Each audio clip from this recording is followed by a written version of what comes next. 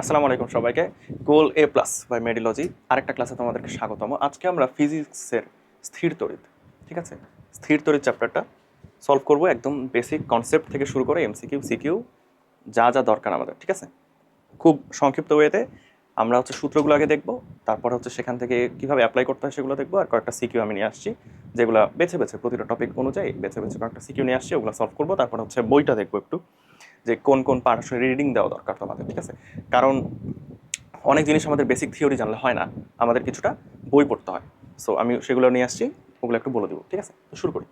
তাহলে first topic দেখো, coulomb সূত্রের ব্যবহার। এটা তোমরা 9-10 থেকে পড়ে আসছো, এটা নিয়ে আলাদা করে বলার কিছু নেই। এটা হচ্ছে এফ ইকুয়ালস টু মহাকর্ষ সূত্রের মতন অনেকটা, তাই যে যে C Q1 Q2 divided by কি আর স্কয়ার। এইভাবে লিখলে সুবিধা, ঠিক আছে। বাট এইভাবে খাতায় লিখলে অনেক টিচার আবার একটু মাইন্ড করে।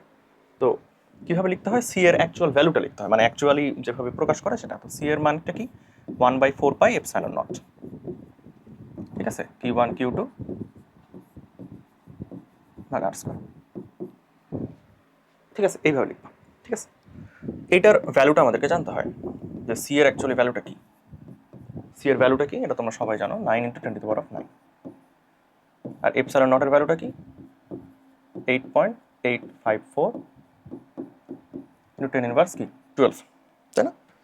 এর একক কি বলো?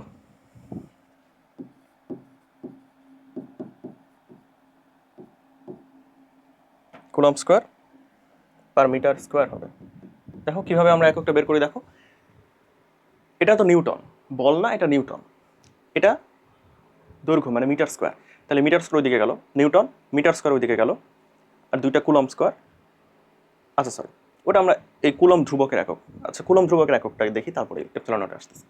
কুলম্ব ধ্রুবকের একক কি হবে, newton metre square per coulomb square. বুঝছো, নিউটন মিটার স্কয়ার পার এই যে কুলম্ব স্কয়ার, ঠিক আছে। তাহলে এটা কি হবে, newton metre square per coulomb square. Epsilon naught যেটা, সেটা তো এই সি এর জাস্ট উল্টা, মানে কুলম্বের ধ্রুবক, এটা কিন্তু কুলম্বের ধ্রুবক, কুলম্ব ধ্রুবক, ঠিক আছে। আর এই এপসাইলন নট হচ্ছে শূন্য মাধ্যমের ভেদন যোগ্যতা।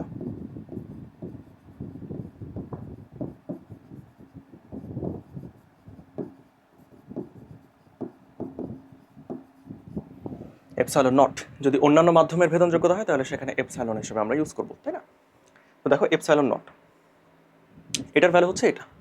এটার একক কীভাবে বের করবো, জাস্ট সি এর তো উল্টাই হবে। তাহলে কুলম্ব হয়ে যাবে স্কোয়ার, মিটার হয়ে যাবে ইনভার্স 2, আর নিউটন হয়ে যাবে কি ইনভার্স 1। তাহলে এই হচ্ছে আমাদের কুলম্বের সূত্র, ঠিক আছে। অ্যান্ড এখানে যেহেতু এই জিনিসটা আসছে, যে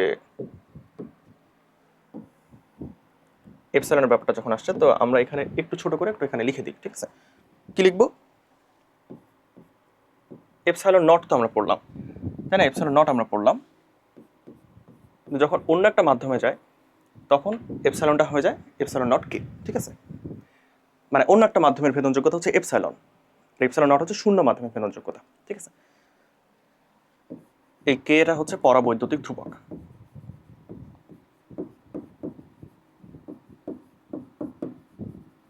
পরাবৈদ্যুতিক ধ্রুবক, যেটা বিভিন্ন মাধ্যমে বিভিন্ন, ঠিক আছে। শূন্য মাধ্যমে 1, শূন্য মাধ্যমে 1, এটা তো কমন সেন্স, কারণ এপসাইলন তখন এপসাইলন নটের সমান হয়ে যাবে। আর কে এর ভ্যালু যখন বায়ু মাধ্যম হয় তখন 1.005 হয়, ঠিক আছে। 1-এর চেয়ে একটু বেশি, মানে বায়ুটা শূন্য মাধ্যমের হিসেবে কনসিডারেবল, ঠিক আছে। আমরা তাহলে এই জিনিসটা এখানে বুঝে গেছি। দেখো এখানে আমরা এইভাবে আরেকটা জিনিস আসলে বলতে পারি, যে তাহলে কে ইকুয়ালস টু কি হচ্ছে, বলো কে ইকুয়ালস টু কি হচ্ছে, epsilon divided by epsilon naught, তাই না। Epsilon divided by epsilon naught হচ্ছে না, ওকে। এটা ইকুয়ালস টু, দেখো এপসাইলন আর এফ এর মধ্যে একটা ব্যস্তানুপাতিক সম্পর্ক আছে, তাহলে জিনিসটা হবে এফ নট ভাগ এফ। মানে শূন্য মাধ্যমে যেই বলটা আমার কাজ করতেছে, শূন্য মাধ্যমে ক্রিয়াকৃত বল, আর কি বলে যেই মাধ্যমটার পরাবৈদ্যুতিক ধ্রুবক, সেই মাধ্যমের বল, এটার অনুপাতটা, ঠিক আছে। আচ্ছা, তাহলে এটা আমরা বুঝতে পারতেছি যে আমার পরাবৈদ্যুতিক ধ্রুবক দিলে আমার ভেদন যোগ্যতা বেড়ে যায়, তাই না। কারণ এটার সাথে তো সমানুপাতিক সম্পর্ক, শূন্য শূন্য মাধ্যম ভেদন যোগ্যতার সাথে পরাবৈদ্যুতিক ধ্রুবকটা গুণ হচ্ছে। তাহলে অবশ্যই পরাবৈদ্যুতিক ধ্রুবক যদি আমার একটা জিনিসের মধ্যে ঢুকাই দিই, তাহলে অবশ্যই আমার ভেদন যোগ্যতাটা বেড়ে যায়, ওকে। তাহলে আমরা এখানে এই জিনিসগুলো পাইছি, এখানে আর তোমাদের জানানোর মতো আসলে কিছু নেই। ঠিক আছে, আমরা পরেরটাতে যাই, সেটা হচ্ছে প্রাবল্য। প্রাবল্য মহাকর্ষ আমরা পড়ছি না, একই রকম জিনিসপাতি। ঠিক আছে, মোটামুটি একই রকম জিনিসপাতি সব কিছু। চলো আমরা ছোটোখাটো করে লিখতে থাকি। প্রথমে প্রাবল্য আমরা লিখতে হবে 1 কুলম্ব, ধনাত্মক 1 কুলম্ব মানে পজিটিভ একক আধান যেই বল অনুভব করে সেটাই হচ্ছে প্রাবল্য। ঠিক আছে, যে কোনো একটা তড়িৎ ক্ষেত্রে পজিটিভ 1 কুলম্ব যেই বল অনুভব করে সেটা আমাদের প্রাবল্য। তাহলে সংজ্ঞা থেকে আমি সূত্র লিখব। তাহলে প্রাবল্য ইকুয়ালস টু হবে যে বল অনুভব করে 1 কুলম্ব, অর্থাৎ চার্জ দিয়ে ভাগ দিয়ে দিব, চার্জ দিয়ে ভাগ দিয়ে দিব, তাই না? চার্জ দিয়ে ভাগ দিয়ে দিব, ভাগ দিয়ে দিলে তো আমি 1 কুলম্বের হিসাবটা পাচ্ছি। তাহলে সেটা হচ্ছে আমার প্রাবল্য, সেটা হচ্ছে আমার প্রাবল্য। এখন দেখো এফকে আমি তো আবার কুলম্বের সূত্র অনুযায়ী ভেঙে দিতে পারি। এফকে আমি ভাঙতে পারি, এফ ইকুয়ালস টু কি বলতো, C Q1 Q2 by R square. এখন এখানে Q1 Q2টা যে কোনো একটা, তো এখানে দেখো ধরো এইটা হচ্ছে একটা ফিল্ড, তাই না? এটা একটা ফিল্ড যার কেন্দ্রে আছে কিউ। এই কিউয়ের তড়িৎ ক্ষেত্র এটা, এই কিউয়ের তড়িৎ ক্ষেত্র এটা। আমি এখন একটা পরক চার্জ, ছোট কিউ, পরক চার্জ মানে হচ্ছে ধনাত্মক একক আধান কে আমি ঢুকায় নিয়ে আসলাম। তাহলে সে ওই পয়েন্টটাতে কি পরিমাণ বল অনুভব করবে সেটাই প্রাবল্য। সেটাই প্রাবল্য, যে একক আধান ওই জায়গাতে কি পরিমাণ বল অনুভব করবে সেটা কিন্তু প্রাবল্য। Got it?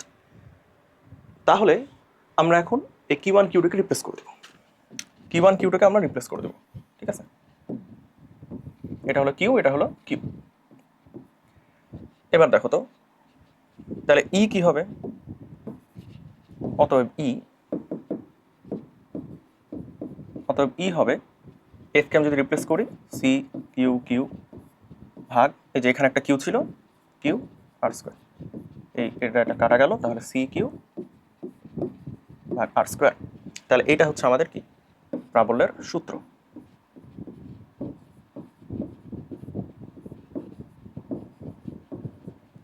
ঠিক আছে, এই জিনিসটাকে আমরা একটু বক্স করি, এটা এটা ওকে, প্রাবল্য সূত্র ডান। তাহলে এটা হচ্ছে আমাদের প্রাবল্য সূত্র যখন হচ্ছে এরকম একটা ক্ষেত্র নিয়ে আমরা কাজ করতেছি।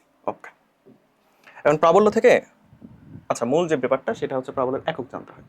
এটার এককটা কি বলতো? নিউটন পার কুলম্ব। নিউটন পার কুলম্ব, তাহলে অবশ্যই নিউটন পার কি কুলম্ব। এটা তো কমন সেন্স, এখান থেকে আমরা পাচ্ছি। আবার যদি এখান থেকে আসি তাহলে আসে ভোল্ট পার মিটার। দেখো ভোল্ট কিন্তু আমরা বিভবের একক, ভোল্ট কিন্তু বিভবের একক, তাই না? ভোল্ট পার মিটার হচ্ছে আমার প্রাবল্যের একক। ঠিক আছে, এখান থেকে একটু মজার একটা জিনিস খাটায়, সেটা হচ্ছে আমি ছোট্ট করে এখানে একটু ঢুকাই দিই। যত রকম টপিক আছে, যত রকম জিনিসপত্র আছে, সব একটা জায়গায় আমি নিয়ে আসতেছি, এটা তোমরা বুঝতে পারতেছো তো, তাই না? ঠিক আছে, দেখো তো E Q, F equals to E Q, এইটা লেখা যায় না? এটা লেখা যায়। আবার এই যে এফ এর ভ্যালু তোমার হচ্ছে বিভিন্নভাবে কিন্তু প্রকাশ করতে পারে। এফ এর ভ্যালু কিন্তু অনেক আছে, তুমি এগুলো পড়ছো নিউটনীয় বলবিদ্যাতে, তাই না?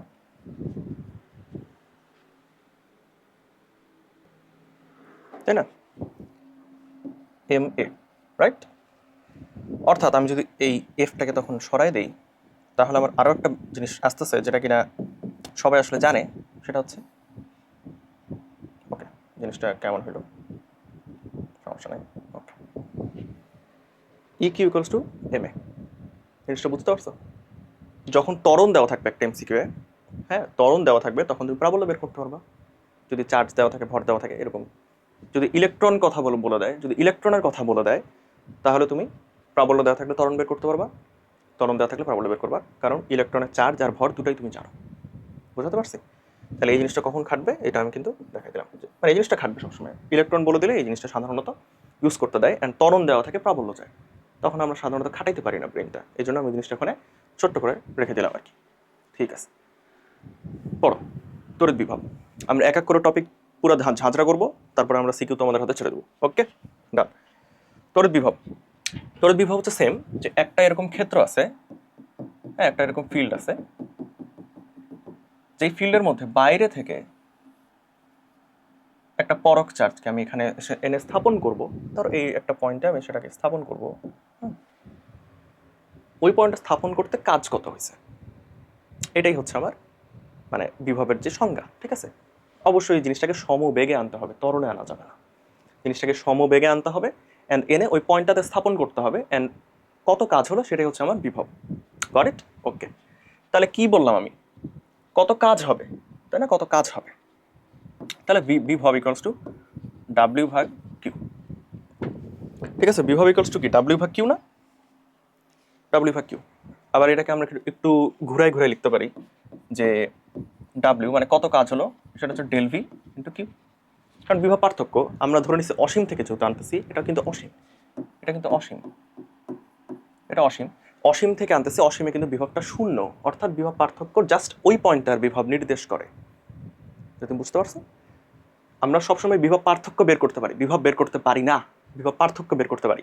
বাট যখন বিভব পার্থক্য আমরা অসীমের সাপেক্ষে বের করতেছি, তখন আসলে আমাদের ওই পয়েন্টটার বিভবই হচ্ছে, এত ঘামতেছি মানে মজা লাগতেছে আর কি, যাই হোক, তখন হচ্ছে অসীম, যেহেতু বিভব শূন্য, এই জায়গায় যেহেতু বিভব শূন্য, তাহলে বিভব পার্থক্য আমার ওই পয়েন্টটার বিভবই নির্দেশ করতেছে। ওকে, তো এটা হচ্ছে আমাদের একটা কাজের সূত্র, এটা হচ্ছে বিভবের, ঠিক আছে। এখন এইখান থেকে আমরা বিভিন্ন ইন্টিগ্রেশনের মাধ্যমে বিভবের একটা মানে সূত্র নিয়ে আসতে পারি, সেটা হচ্ছে যেটা আমাদের মেইন সূত্র, সেটা হচ্ছে সি কিউ ভাগ আর, অ্যান্ড অবশ্যই অবশ্যই আগে একটা নেগেটিভ, কারণ বিভব অলওয়েজ নেগেটিভ। বিভব কখনো পজিটিভ হয় না, এটা তোমরা মহাকর্ষ চ্যাপ্টারও বুঝছো, তাই না, বিভব সবসময় নেগেটিভ হয়, অ্যান্ড অসীমে সেটা সর্বোচ্চ হয়, যেটা কিনা শূন্য। ওকে, তাহলে এটা হচ্ছে আমাদের, এটার ডেরিভেশন অবশ্যই দেখাবো না, কারণ এটা হচ্ছে ইন্টিগ্রেশনের জিনিস, সো এটা ডেরিভেশন অবশ্যই দেখাবো না, তবে এটার এককটা জানতে হবে। এই যে দেখো, joule per coulomb, joule per coulomb, right. আরেকটা কি, আরেকটা আমরা জানি সবাই ভোল্ট, আরেকটা আমরা জানি ভোল্ট, ঠিক আছে।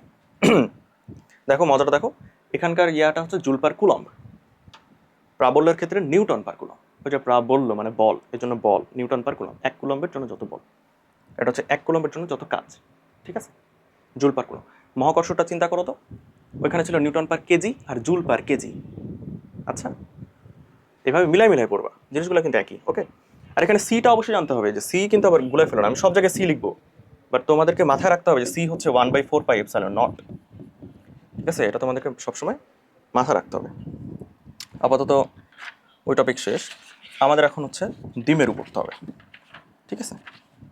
দ্বিমেরু খুবই সোজা টপিক, কেন জানি তোমরা এই জিনিসটা গুলাই ফেলো, বাট দ্বিমেরু কিন্তু খুব সোজা টপিক। দেখো, দ্বিমেরু হচ্ছে ব্যাপারটা এরকম, এই জায়গায় ধরো একটা নেগেটিভ, খুবই সূক্ষ্ম একটা চার্জ রাখা, খুব বড় মানের না, সূক্ষ্ম একটা নেগেটিভ কিউ চার্জ রাখা, অ্যান্ড এই জায়গায় হচ্ছে রাখা আমার একটা সেম অ্যামাউন্টের, সেম মানের পজিটিভ কিউ চার্জ, সেম মানের পজিটিভ কিউ চার্জ, অ্যান্ড মাঝখানে হচ্ছে এরকমভাবে একটা ভেক্টর, যে ভেক্টরটা কাজ করতেছে নেগেটিভ থেকে পজিটিভের দিকে, নেগেটিভ আয়ন থেকে পজিটিভ আয়নের দিকে, ঠিক আছে। তো এইটা হচ্ছে আমার তড়িৎ দ্বিমেরু ভ্রামক, এটা হচ্ছে তড়িৎ দ্বিমেরু ভ্রামক, বা p equals to q into l. বোর্ডটা একটু প্রবলেম করতেছে, ঠিক আছে। এন্ড এলটা কি, এল হচ্ছে এটা, এল হচ্ছে এটা, ঠিক আছে, এই ডিস্টেন্সটা এল, মানে দুইটা চার্জ যত দূরত্বে অবস্থান করতেছে সেটা হচ্ছে আমার এল, ওটাকে 2L লেখা যায়, সমস্যা নাই, যেটা ইচ্ছে সেটা লিখো। তড়িৎ দ্বিমেরু ভ্রামকটা জানতে হবে, যেটা হচ্ছে আমার তড়িৎ দ্বিমেরু ভ্রামক।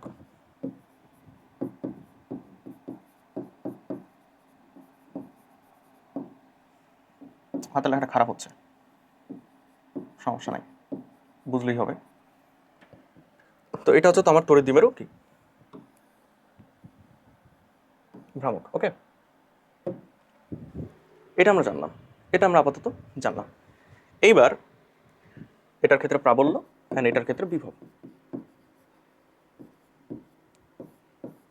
প্রাবল্য আমরা বের করব, যে কোনো পয়েন্টে প্রাবল্য ইকুয়ালস টু, আমরা প্রাবল্য কি জানতাম, সিপি বাই আর স্কোয়ার, তাই না?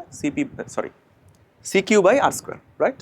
ঠিক আছে, এইখানে কি হবে? এখানে হবে CP by R cube into 1+3 cos square theta. ঠিক আছে, CP by R cube into √1+3 cos square theta. এই পিটা কি? পি আমরা এখানে পাইছি, যেটা তড়িৎ দ্বিমেরুর ভ্রামক। ভ্রামকটা আমাকে বের করতে হবে, মানে কিউ যে কোনো একটা মান আর এল তাদের মধ্যবর্তী দূরত্ব, তাদের গুণফল হচ্ছে আমার তড়িৎ দ্বিমেরু ভ্রামক। ওকে, যেটার দিক নেগেটিভ থেকে পজিটিভের দিকে, এই দিকটা জানতে হবে। কেন জানতে হবে? এই থিটা বের করার জন্য। থিটা বের করতে গেলে আমাদের অবশ্যই দুটো ভেক্টরের দিক লাগবে, কারণ তুমি এইরকম একটা কোণের মধ্যে, মানে দুটো ভেক্টরের মধ্যে কোনোদিনই দিক বলতে পারবা না। তুমি কি এইটাকে দিক বলবা নাকি এইটাকে দিক বলবা, রাইট? তোমাকে তখন দুইটা ভেক্টরের দিক বলে দিতে হবে, যে দুইটা ভেক্টর কোন দিকে ক্রিয়া করতেছে। সেক্ষেত্রে আমি বুঝতে পারতেছি যে এটা এদিকে যাচ্ছে, এটা এদিকে যাচ্ছে, তাহলে এদের দুজনের পাদবিন্দু মিলিয়ে ফেলা হলো। অর্থাৎ এই পয়েন্টটা, এটা হচ্ছে আমার থিটা, বা এটা হচ্ছে আমাদের দিক। যাই হোক, এসব ভেক্টরের কনসেপ্ট আমি আপাতত এত ব্যাখ্যা করতে যাচ্ছি না, এগুলো তোমরা সবাই জানো, না জেনে তো আসলে এত দূর আসার কথা না। তাহলে থিটা বের করতে গেলে আমাদের অবশ্যই দিক লাগবে, তো দ্বিমেরুর ভ্রামকের দিকটা আমাদেরকে জানতে হবে নেগেটিভ থেকে পজিটিভের দিকে। ডান। এখন ধরো এই পয়েন্টের আমি বিভব বের করতে চাচ্ছি, প্রাবল্য বের করতে চাচ্ছি। এই পয়েন্টের বিভব বের করতে চাচ্ছি আর কি প্রাবল্য বের করতে চাচ্ছি। তো ধরে নিলাম মিড পয়েন্ট থেকে, এটা ধরো ওদের মিড পয়েন্ট, এইখান থেকে এই পর্যন্ত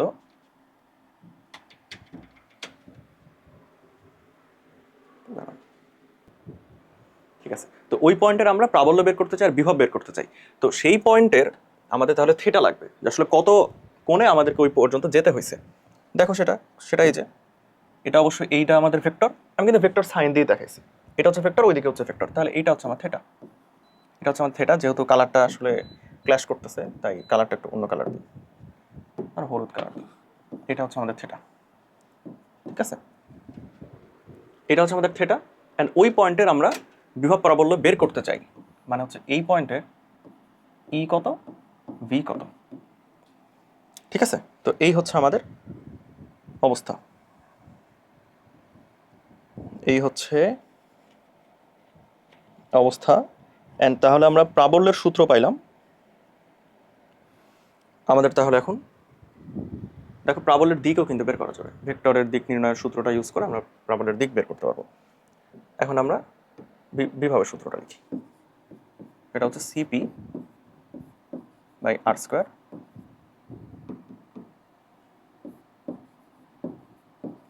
কস থিটা, বা সিপি কস থিটা ভাগ R square, CP cos theta ভাগ আর স্কোয়ার। ঠিক আছে, সিপি কস থিটা ভাগ আর স্কোয়ার। কি তোমাদের জন্য এখানে আর কিছু আছে কিনা? সিপি কস থিটা ভাগ আর স্কোয়ার। তো অবশ্যই সি এর ভ্যালু আমাদেরকে জানতে হবে 1/4πε0। অ্যান্ড এই হচ্ছে আমাদের চিত্র। এরকম একটা চিত্র থেকে উদ্দীপক আসে, পি এর ভ্যালু আমরা জানি, থিটার ভ্যালু আমরা জানি, তাহলে আমরা এখানে কি সবই আসলে করতে পারতেছি। ঠিক আছে, অ্যান্ড এখানে তোমাদেরকে এই জিনিসটা বলে রাখা ভালো যে দেখো সিপি বাই আর, মানে C Q by R square ছিল, তাহলে এখানে কিউ হইলো কেমনে, মানে একটা আর হরে বাড়লো কেমনে দুজনের ক্ষেত্রেই?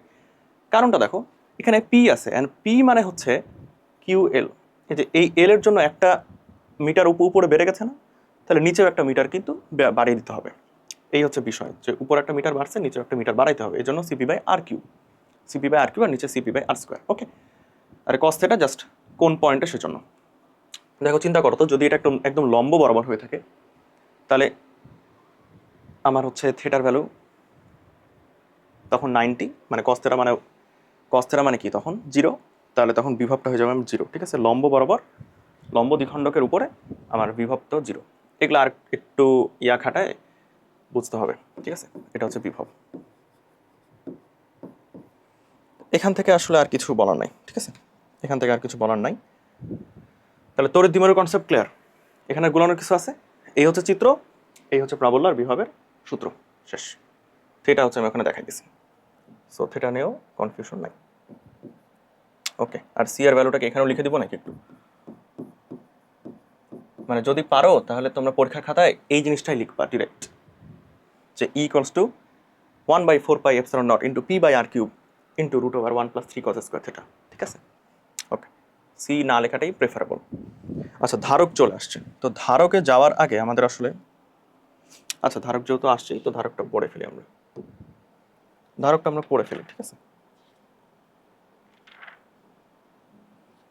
দেখো, ধারকে যাওয়ার আগে আমাদের কিছু জিনিস পড়তে হবে, বুঝছো?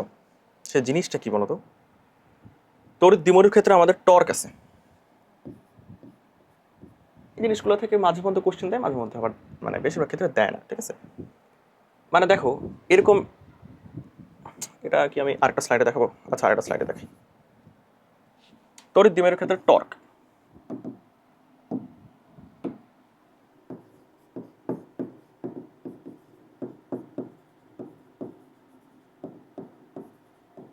দ্বিমেরুর ক্ষেত্রে টর্ক ও কাজ। জানি না এই টপিকটা আদৌ তোমাদের জন্য নতুন কিনা, একটু দেখাই, ঠিক আছে। ধরো এইটা হচ্ছে আমাদের একটা তড়িৎ ক্ষেত্র, এখান থেকে আমাদের বলরেখাগুলো যাচ্ছে, মানে এটা হচ্ছে আমাদের নেগেটিভ, মানে যাই হোক পজিটিভ থেকে নেগেটিভ হইতে হবে। বলরেখা কিন্তু যায় পজিটিভ থেকে নেগেটিভের দিকে, বুঝছো? বলরেখা কিন্তু যায় পজিটিভ থেকে নেগেটিভের দিকে, কিন্তু আমাদের তড়িৎ দ্বিমেরুর ক্ষেত্রে দিকটা উল্টা, নেগেটিভ থেকে পজিটিভের দিকে। ওকে, তো এগুলো দরকার নেই, এগুলো তোমাদেরকে এত চিন্তা করতে হবে না। তুমি খালি চিন্তা করবা যে ধরো, খুব সংক্ষেপে বলি, এটা হচ্ছে একটা তড়িৎ ক্ষেত্র, তড়িৎ ক্ষেত্র, এর মাঝে আমি একটা দ্বিমেরু রাখছি, এর মাঝে আমি একটা দ্বিমেরু রাখছি। এখন এইটাকে আমি ধরো এইভাবে ঘুরাই দিচ্ছি, এটা কিন্তু এখন মানে সেট অবস্থায় আছে, কারণ এদিকে নেগেটিভ পজিটিভ নেগেটিভ আকর্ষণ করতেছে, এদিকে পজিটিভ পজিটিভ নেগেটিভ আকর্ষণ করছে, তাহলে এই কিন্তু সেট, নড়বে না। এখন এইটাকে ধরো আমি এই পর্যন্ত ঘুরাই নিলাম, কোন পর্যন্ত ঘুরালাম? ধরো জিনিসটাকে এই পর্যন্ত ঘুরালাম, ঠিক আছে, মানে এই পর্যন্ত ঘুরালাম, সেটা পর্যন্ত। তখন এই কিন্তু একটা বল অনুভব করবে অ্যান্ড আগের পজিশনে যাওয়ার চেষ্টা করবে। কেন যাওয়ার চেষ্টা করবে এটা তো ফিল করছো, যে কারণে যে নেগেটিভটা নেগেটিভটা এখন এখানে চলে গেছে, সো এই যে একে টান দিবে, পজিটিভটা ওকে টান দিবে, তাই না? তো ওই আবার আগের পজিশনে ব্যাক যাওয়ার চেষ্টা করবে, ঠিক আছে। মানে এই কিন্তু আবার এই আগের পজিশনে যাওয়ার চেষ্টা করবে ঘুরে। জিনিসটা যখন আবার এইভাবে ঘুরে যাবে, এই ঘুরে যাওয়া মানে ঘূর্ণন একটা বল অনুভব হয়েছে, এটাই হচ্ছে টর্ক, তাই না? ঘূর্ণন বল, টর্ক তো একটা ঘূর্ণন বল। তাহলে আমরা আসো এই টর্কের রাশিমালাটা নিয়ে আসি। রাশিমালা প্রমাণ করার আমাদের কিছু নাই, রাশিমালা খালি সূত্রটা জানতে হবে। সে সূত্রটা হচ্ছে পি ই সাইন থেটা, অর্থাৎ পি ক্রস ই, কারণ টাও একটা কি অবশ্যই ভেক্টর রাশি, ঘূর্ণন বল না, তাহলে এটা হচ্ছে আমাদের P E sine theta. P মানে তড়িৎ দ্বিমেরুর ভ্রামক, আর ই হচ্ছে এই যে এখানে যে প্রাবল্য, এই যে প্রাবল্য যেভাবে যাচ্ছে সেটা, ঠিক আছে, ওকে। আর থেটা তো আমরা ওখানে দেখছি, থেটা তো আমরা দেখছি, ঠিক আছে। মানে যে এইটা কিন্তু আমাদের প্রাবল্যর দিক, আর এইটা তখন হয়ে গেছে আমাদের তড়িৎ দ্বিমেরুর দিক, ঠিক আছে। তো এইটা হচ্ছে আমরা জেনে রাখাটা ভালো, এই আর কি। অ্যান্ড কৃতকাজ টর্কের দ্বারা একটা কাজ হয়, টর্কের দ্বারা কাজ হয়, সেটা হচ্ছে পিই কস থেটা। মানে এটাকে আমরা ইন্টিগ্রেশন করে, ঠিক আছে, ওই যে বলকে সরণের দ্বারা ইন্টিগ্রেশন করলে কাজ পায় না পরিবর্তনশীলের ক্ষেত্রে, তো এই হচ্ছে অবস্থা, যে ডাব্লিউ হবে PE into cos theta initial minus cos theta final. যদি কস থেটা ইনিশিয়ালটা 0 ডিগ্রি, যেমন এখানে যে আমি এখান থেকেই পর্যন্ত গেছি, তাই না? তাহলে কস থেটা ইনিশিয়ালটা যদি 0 ডিগ্রি হয়, equals to PE into 1 minus cos theta, যদি থেটা ইনিশিয়াল 0 ডিগ্রি হয়। আশা করা যায় বুঝতে পারছো। এই জিনিসটা আগে থেকে তোমরা জানতা কিনা জানি না, এটা জেনে রাখাটা ভালো, বুঝছো, জেনে রাখাটা ভালো। তাহলে আমাদের এই গেল, আমাদের তাহলে মোটামুটি তড়িৎ দ্বিমেরুতে যা যা আসা সম্ভব সব আমরা করে ফেলছি, ঠিক আছে, ওকে। এখন তড়িৎ ধারক ও ধারকত্বতে আমরা যেতে পারি। যেতে পারি তার আগে আমরা আরও ছোট একটা টপিক দেখে আসবো। আমরা আস্তে আস্তে সব টপিকগুলো একটু দেখবো। এই দেখো বিভবে দেখো, এই যে বিভব পার্থক্য, রাইট? তাহলে বিভব পার্থক্য থাকলে সেখানে চার্জ মানে যাইতে পারে বা চার্জ চলাচল করতে পারে। বিভব পার্থক্য পজিটিভ থেকে নেগেটিভের দিকে চলাচল করে। তো এখান থেকে আমরা আসলে বুঝতে পারি যে চার্জ স্থানান্তর একটা কাজ হতে পারে। সেটা এখানে যে কত বিভব থেকে কত বিভবে আমি কত চার্জ নিয়ে যাচ্ছি, সেখান থেকে আমি চার্জ স্থানান্তরে কৃত কাজ পাচ্ছি। তাহলে এটাকে আরেকভাবে লেখা যায় চার্জ স্থানান্তরে কৃত কাজ। আলটিমেটলি বিভব মানে তো চার্জ স্থানান্তরই, এই যে অসীম থেকে নিয়ে আসতেছি, চার্জ স্থানান্তর করলাম না। তো এই আর কি, মানে ভাষাটা ঘুরাই দিলে যাতে ভরকায় না যাবে, এই জন্য আমি সহজ করে দেওয়ার চেষ্টা করতেছি। চার্জ স্থানান্তরে কৃতকাজ, ঠিক আছে? এটাকে আমরা কিভাবে লিখতে পারি? ইকুয়ালস টু ভি কে আমরা ভেঙে দিব, ওই যে সি কিউ আর এভাবে আমরা ভাঙবো। তাহলে দেখো তো এটা তাহলে কত কি হবে, সি কিউ কিউ ভাগ আর ছিল না, এই কিউ তো এই কিউ, আর এটা মানে সি কিউ ভাগ আর। এখন যেহেতু আর একটা ওই দিক থেকে একটা এখানে, দুইটা আর যেহেতু, তাহলে 1/r1,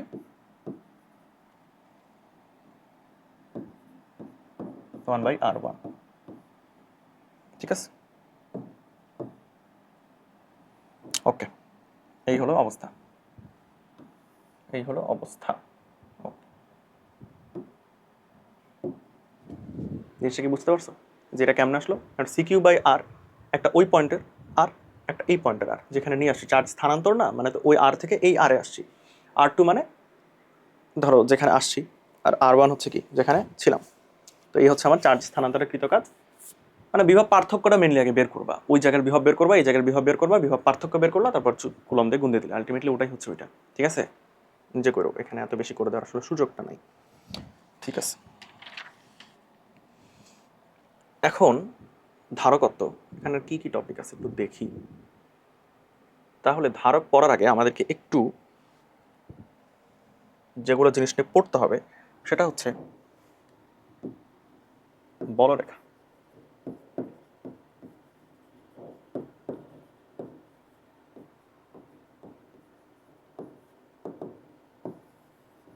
বলরেখা আর ফ্লাক্স, বলরেখা আর ফ্লাক্স দুটা কি মিন করে, দুটা অ্যাকচুয়ালি কি মিন করে? যে কোনো একটা চার্জ, যে কোনো একটা চার্জ থেকে মানে এখান থেকে বিভিন্ন বলরেখা বের হইতে থাকে, ঠিক আছে? মূলত ওই চার্জের আশেপাশে একটা পজিটিভ আধানকে নিয়ে আসলে ওই পজিটিভ আধানটার গতি যেদিকে হবে সেটাই হচ্ছে বলরেখা, বুঝছো? সেটাই হচ্ছে বলরেখা। তাহলে নেগেটিভের ক্ষেত্রে বলরেখাগুলো এই যে এরকম কনভার্জিং, ওকে? এগুলো হচ্ছে আমার বলরেখা, এগুলো হচ্ছে কি বলরেখা, এগুলো হচ্ছে বলরেখা। অর্থাৎ আমরা এটা বুঝতে পারতেছি যে পজিটিভ থেকে বের হয়, নেগেটিভে যে ঢুকে, ঠিক আছে? এখন আমি যদি এখানে এরকম একটা ক্ষেত্র আঁকাই, তো তড়িৎ ক্ষেত্র আঁকাই, ধরো এরকম আর কি, এরকম একটা তড়িৎ ক্ষেত্র আঁকালাম যেখানে এরকম আমার বলরেখা আছে, এরকম করে বলরেখাগুলো যাচ্ছে, বুঝতে পারছো? এগুলো হচ্ছে বলরেখা। ধরো এইটা হচ্ছে আমার পজিটিভ এন্ড, এটা হচ্ছে নেগেটিভ এন্ড, এই জন্য বলরেখাগুলো পজিটিভ থেকে নেগেটিভের দিকে যাচ্ছে। এদিকেও ছিল, বাট আমি আসলে ওগুলো নিব না, কারণ আমার তড়িৎ ক্ষেত্রটা যেহেতু একটা ক্লোজড তড়িৎ ক্ষেত্র, তাই এইটুকু আমি নিচ্ছি। আমি যেটা বলতে চাচ্ছি সেটা দেখো, এর মাঝে যদি আমি একটা প্লেন রাখি, আচ্ছা লাল কালি নাকি তোমাদের প্রবলেম হচ্ছে তাই অন্য কালি নেই, এর মাঝে যদি আমি একটা প্লেন রাখি যেমন কিনা এরকম করে, হ্যাঁ একটা প্লেন রাখলাম মানে একটা তল রাখলাম। এখন এই তলের মধ্য দিয়ে যতগুলো বলরেখা যাচ্ছে সেটা হচ্ছে আমার ফ্লাক্স। আবার একটু বুঝো যে তলের মধ্য দিয়ে, এটা আমি একটু লিখি,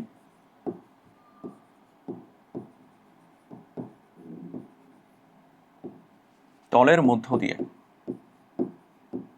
আর একটু স্পেসিফিক্যালি বললে লম্বভাবে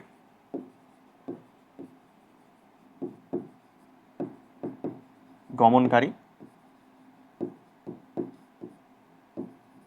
বলরেখা ইকুয়ালস টু ফ্লাক্স, ঠিক আছে? এটা আমরা কি বুঝতে পারছি যে বলরেখার ফ্লাক্সের মধ্যে পার্থক্য কি? আচ্ছা, এখন এই ফ্লাক্স বের করার একটা সূত্র আছে, খুবই সহজ সূত্র আছে, এটা আমরা একটু কমপ্লিট করি আগাই। ফ্লাক্স, এত বাজে হাতে লেখা হচ্ছে। এই পেনটা অনেক মোটা, একটা চিকন পেন কি আশেপাশে আছে? দেখি তো, পাইছি, সবুজ কালির পেন, ঠিক আছে। ফ্লাক্স, ফ্লাক্স হচ্ছে, এটাকে আমরা কি দিয়ে লিখি বলতো? এটাকে আমরা লিখি হচ্ছে ফাই দিয়ে। এটার সুন্দর সূত্র হচ্ছে ই এ কস থিটা। ই এ কস থিটা মানে বুঝতে পারছো যে ই আর এর কি ডট গুণফল, তাই না? ই আর এর ডট গুণফল। এটাকে এইভাবেও লেখা যায় যে একটা লুপের মধ্যে integration, E dot D A, ঠিক আছে? ই ডট ডি এ সবগুলোই তো আমার ভেক্টর, তাই না? কারণ ক্ষেত্রফলে তো অবশ্যই ভেক্টর আছে, মানে ক্ষেত্রফলে তো দিক আছে লম্ব বরাবর, তাই না? তো ঠিক আছে, এইটা হচ্ছে আমার অ্যাকচুয়ালি ফাইয়ের সূত্র। তো তোমরা আসলে এইটা মনে রাখলেই হবে, এইটা মনে রাখলেই হবে, ঠিক আছে? আচ্ছা, এখন দেখো ফাই বের করার জন্য আমাদের গাউস খুব সুন্দর একটা সূত্র দিছে, গাউসের সূত্র যেটাকে বলে, বা গাউসীয় তল।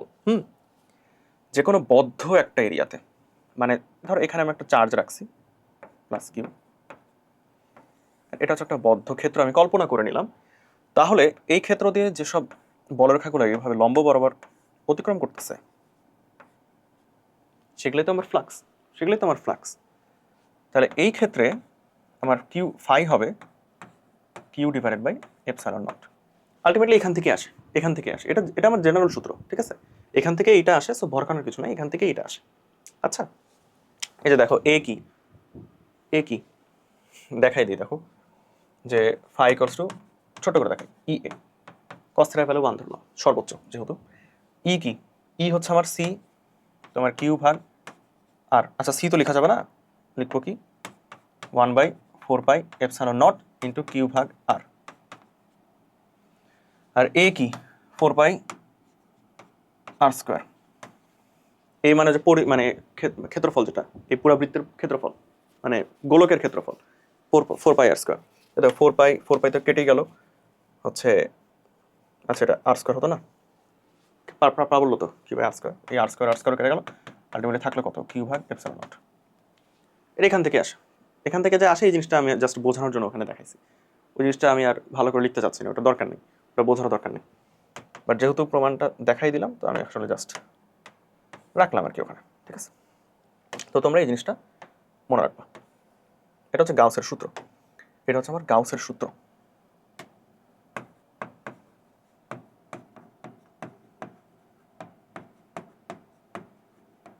এটা হচ্ছে গাউসের সূত্র, ঠিক আছে? তো গাউসের সূত্র থেকে আমরা বিভিন্ন তলে তড়িৎ প্রাবল্য বের করতে পারি। তো এটা হচ্ছে আমরা এখন না জানলেও হবে, এটা আমাদের লাগে না। গাউসের সূত্র তাহলে শেষ, আমরা ফ্লাক্স বলরেখা সবকিছু বুঝতে পারছি। ফ্লাক্স বলরেখা সবকিছু বুঝতে পারছো? যদি বুঝে থাকো তাহলে আমরা অ্যাকচুয়ালি এবার বহুল আকাঙ্ক্ষিত ধারকে চলে যেতে পারি। তার আগে আমাদের পড়তে হবে চার্জ ঘনত্ব। আমরা কোনোভাবেই পৌঁছাতে পারছি না, তাই না? শুনে এগুলো সবই লাগবে, বুঝছো? এই জন্য আমাদের এগুলোতে একটু সময় দেওয়া কথা হচ্ছে। চার্জ ঘনত্ব, শুনতে ঘনত্ব, বাট ভাগ হয় ক্ষেত্রফল দিয়ে, ঠিক আছে? শুনতে ঘনত্ব কিন্তু ভাগ হয় ক্ষেত্রফল দিয়ে। এই জিনিসটা খেয়াল রাখবা যে ধরো অনেক রকম চার্জ ঘনত্ব হইতে পারে, ধরো বিন্দু চার্জের ক্ষেত্রে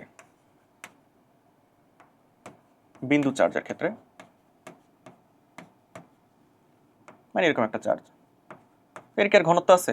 এর তো কোনো ঘনত্ব নাই। যত রকম হইতে পারে আমরা সবগুলো একটু একটু করে দেখে যাওয়ার চেষ্টা করব। এখন রেখা চার্জের ক্ষেত্রে হইতে পারে, লিনিয়ার চার্জের ক্ষেত্রে হইতে পারে। লিনিয়ার চার্জের ক্ষেত্রে কি হবে দেখো, ধরো এরকম একটা লাইন বরাবর আসলে এই চার্জগুলো অবস্থান করতেছে। তো এর ক্ষেত্রে চার্জ ঘনত্ব ধরো এই ল্যামডা দ্বারা লেখা হয়, হ্যাঁ, কিউ ভাগ এল, মানে এই পুরাটাতে যত কিউ আছে ডিভাইডেড বাই এল আমার ডিস্টেন্সটাই হচ্ছে এল আর কি, এই ডিস্টেন্সটা এল, ঠিক আছে। ওকে, রেখা চার্জ এই দুইটার একটাও আমাদের আসলে লাগবে না, আমাদের লাগবে হচ্ছে এটা ক্ষেত্র চার্জ। কেন বলো তো? কারণ আমরা সমান্তরাল পাত ধারক আমরা পড়বো, সো ওখানে যে পাতের ক্ষেত্রফল নিয়ে আমাদের চার্জ ঘনত্ব বের করতে হবে। তো এটা ধরো এরকম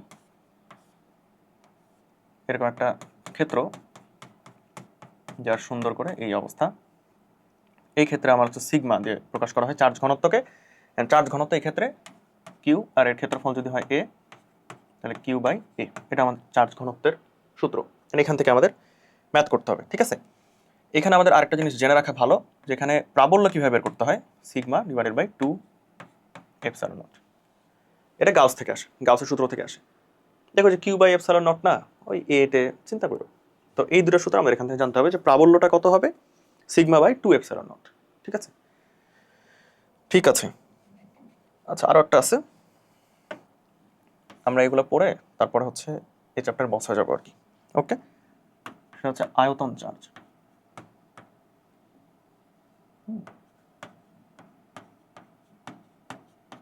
মানে ধরো এই পুরো একটা আয়তন জুড়ে আমার চার্জ আছে, এভাবে যদিও থাকে না, পৃষ্ঠের দিকে ছড়া যায় চার্জগুলো, হ্যাঁ, বাট আমি ধরে নিলাম এভাবে আছে। সেক্ষেত্রে রো মানে ঘনত্ব ডিরেক্ট কিউ বাই পি, ঠিক আছে। তো আমাদের লাগবে যেটা, তোমরা সবাই বুঝে ফেলছো, আমাদের লাগবে হচ্ছে এটা। তো এটা হচ্ছে আমাদের লাগবে, ওকে। বাকি তিনটা স্রেফ কনসেপ্টের জন্য আমি লিখছি, এইটা হচ্ছে আমাদের লাগবে। সো এইখানকার সূত্রগুলো আমি একটু বক্স করে দিচ্ছি, এটা কাইন্ডলি ভোলা যাবে না, ঠিক আছে, এটা ভোলা যাবেই না, এই দুইটার একটা ভোলা যাবে না। তাহলে এই দুটো সূত্র আরেকটু দেখো ভালো করে, বাকি তিনটা লাগবে না, এটা লাগবে, ঠিক আছে। এই রেখা চার্জের ক্ষেত্রে আবার একটা প্রাবল্যের একটা সূত্র আছে, সেটা আমি এখন তোমাদেরকে লিখে দিব কিনা বলো, তোমরা কি এটা লেখাটা দেখতে চাও?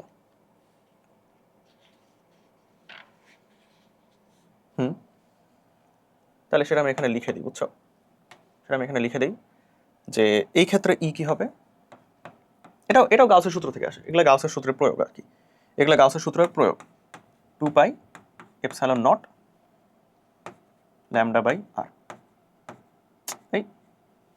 এই যে ল্যামডা মানে কি, যে ল্যামডা, ঠিক আছে, এখানকার সিগমা মানে কি, যে সিগমা, তো ল্যামডা বাই আর। তো এটা আমি বক্স করছি না, বাট লিখে রাখলাম, যদি তোমরা একটু অ্যাডভান্সড নিজেদেরকে মনে করো তাহলে এগুলো মুখস্থ করো, ঠিক আছে।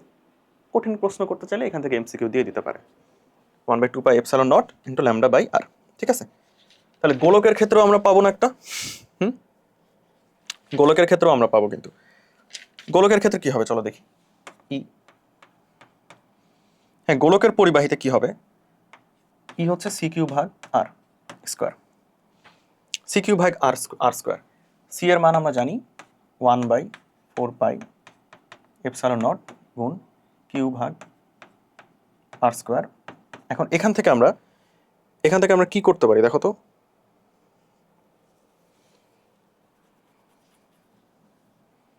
কিউ ভাগ 4 পাই এপসাইলন নট, ঠিক আছে, কিউ ভাগ 4 পাই স্কোয়ার। এই যে দেখো কিউ ভাগ 4 পাই স্কোয়ার কিন্তু আবার আমাদের ওই যে ক্ষেত্রফল যেটা সেটা ওই চার্জ ঘনত্ব, এটা আসলে আয়তন চার্জের ক্ষেত্রে যায় না, সো আসলে এটা আমি এখানে লিখলাম না, ঠিক আছে। আমি খালি এটা বলে দিই যে যদি একটা গোলক হয়, গোলকের পরিবাহিতে আমি যদি চার্জ ঘনত্ব বের করতে চাই, এটা আমি আরেকটা পৃষ্ঠাতে আলাদা করে লিখে দিই, কারণ ওটা আসলে আয়তনের সাথে যায় না, ঠিক আছে, আলাদা করে লিখি গোলকের চার্জ ঘনত্ব,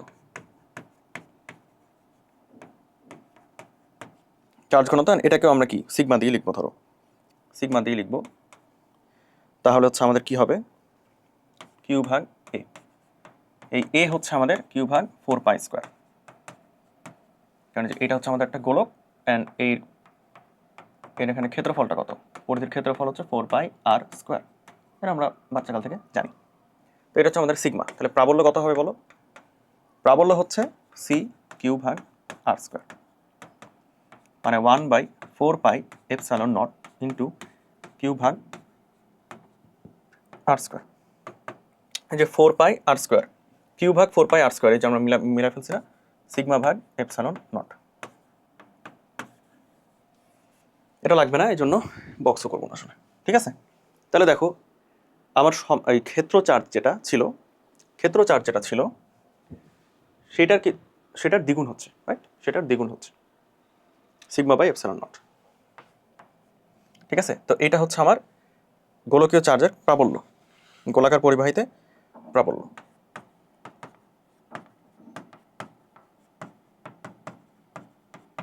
গোলাকার পরিবাহীতে প্রাবল্য।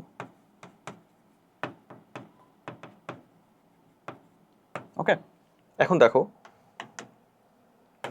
সমান্তরাল পাথ ধারক এ আমরা দুইটা পাথ ইউজ করি, এরকম একটা, ঠিক আছে, জাস্ট আঁকাইলাম আর কি।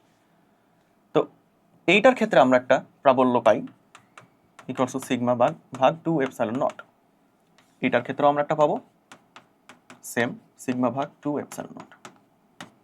যেহেতু দুইটা একসাথে ইউজ করতেছি তাহলে দুইটা যোগ হয়ে যাবে না, অতএব আমার টোটাল প্রাবল্য হবে সিগমা ভাগ এপসাইলন নট। এটা আমি বক্স করতেছি কারণ এটা জানতে হবে।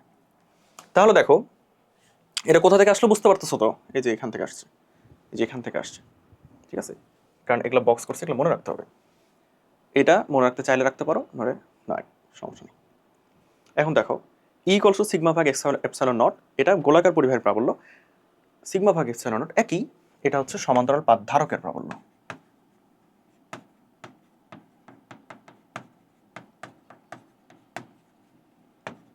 সমান্তরাল পাত ধারকের প্রাবল্য। ঠিক আছে, আমরা এখন ধারকে চলে যেতে পারি। ধারক খুব সহজ টপিক, সি। এই ধারকত্ব হচ্ছে সি, আর ধারক হচ্ছে একটা ব্যবস্থা। এটা একটা ব্যবস্থা যা চার্জ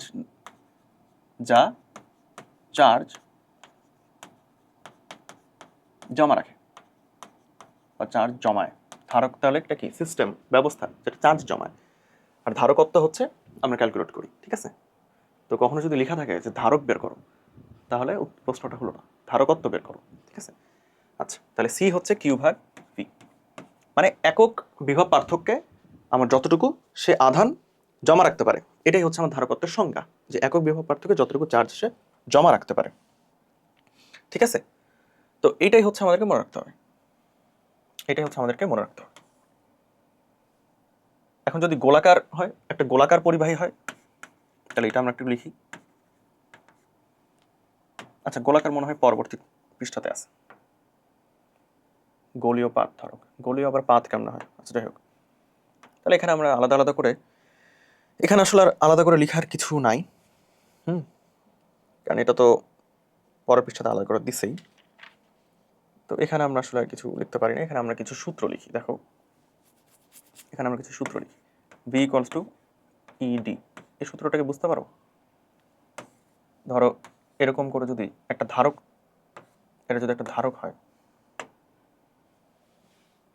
ধারক বুঝাইতে গেলে তো এরকম করে একটা দাগ দিতে হবে আর কি, কারণ ওটা তো একটা বর্তনীতে আছে না, বর্তনীতে আছে। তো তো এই যে ডি হচ্ছে মধ্যবর্তী দূরত্ব, আর ই হচ্ছে যেই প্রাবল্যটা এর মাঝে ক্রিয়া করতেছে, তাই না, যে মাঝে ক্রিয়া করতেছে সেটা হচ্ছে প্রাবল্য। তো ভি কে আমরা এই সূত্র দ্বারা লিখতে পারি, যে ভি হচ্ছে ইডি। ঠিক আছে, তারপরে দেখো সিগমা আমরা কিউ ভাগ এপসাইলন নট, এটাও পাইছি। এগুলো হচ্ছে সমান্তরাল পাত ধারকের সূত্র আর কি, মানে আমি একটু ছড়াই ছেড়ে সূত্রগুলো লিখে রাখতেছি, কারণ এগুলো তোমাদের লাগবে। আবার এটা আমরা পাইলাম যে ই ইকুয়ালস টু সিগমা ভাগ এপসাইলন নট। কেন বলো তো? যেহেতু যে দুইটা পাত না, অথবা গোলীয় হলেও তো এটা একই, সিগমা ভাগ এপসাইলন নট। তারপরে হচ্ছে সি তো কিউ ভাগ ভি, এটা আমরা লিখছি। আপাতত এই কয়েকটা জানলেই আমাদের কাজ হচ্ছে, পরেরটাতে আসি। তো গোলীয় পাত ধারক, চলো আমরা গোলীয়টাকে পড়ি, মানে লেস ইম্পর্টেন্ট গুলো আমরা আগে শেষ করতেছি আর কি। তো গোলীয় পাত ধারকের ক্ষেত্রে কি হবে দেখো তো, সিম্পলি সি ইকুয়ালস হচ্ছে কিউ ভাগ ভি, মানে একক বিভব পার্থক্যে যতটুকু সে চার্জ জমা রাখতেছে, তাই না? তাহলে বিভবের সূত্র আমরা জানি যে 1/4 pi epsilon not into Q ভাগ আর, এই কিউ কাটা, equals to 4 pi epsilon nought r. তাহলে এটা হচ্ছে আমরা কি পাচ্ছি, রাইট? এটা হচ্ছে আমরা পাচ্ছি। এখান থেকে তোমরা একটু চিন্তা করো তো, যে গোলীয় পাত ধারক আমরা আসলে কেন ইউজ করি না? তোমরা কি জিনিসটা ফিল করতে পারো? দেখো এপসাইলন নটের ভ্যালু তুমি জানো 8.854 ইন্টু 10^12, 10^12। তাহলে এই আর কে কত বিশাল বড় হইতে হবে, মানে একটা গোলক কত বিশাল বড় হইলে আমি হয়তো ক্ষুদ্র একটু আধান জমা রাখতে পারবো, তাই না? কারণ এর ধারকত্ব তো খুবই কম, নগণ্য একটা ধারকত্ব। তাহলে গোলীয় ধারক আমরা এর জন্য ইউজ করি না, এই জন্য আমরা গোলীয় ধারক কি ইউজ করি না। তাহলে এখান থেকে যদি খতে প্রশ্ন আসে যে কেন আমরা গোলীয় ধারক ইউজ করি না, বলতে পারবা এই জন্য গোলীয় ধারক ইউজ করি না।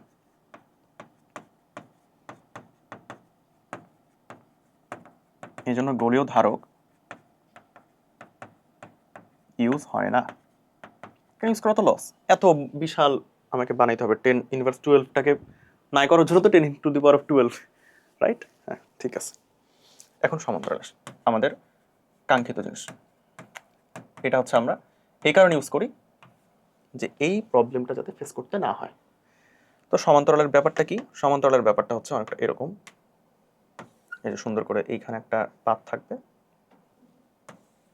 এখানে একটা পাত থাকবে, ওকে? এই মাঝের দূরত্বটা আমরা কিছুক্ষণ আগেই বললাম, এটা হচ্ছে ডি, ওকে?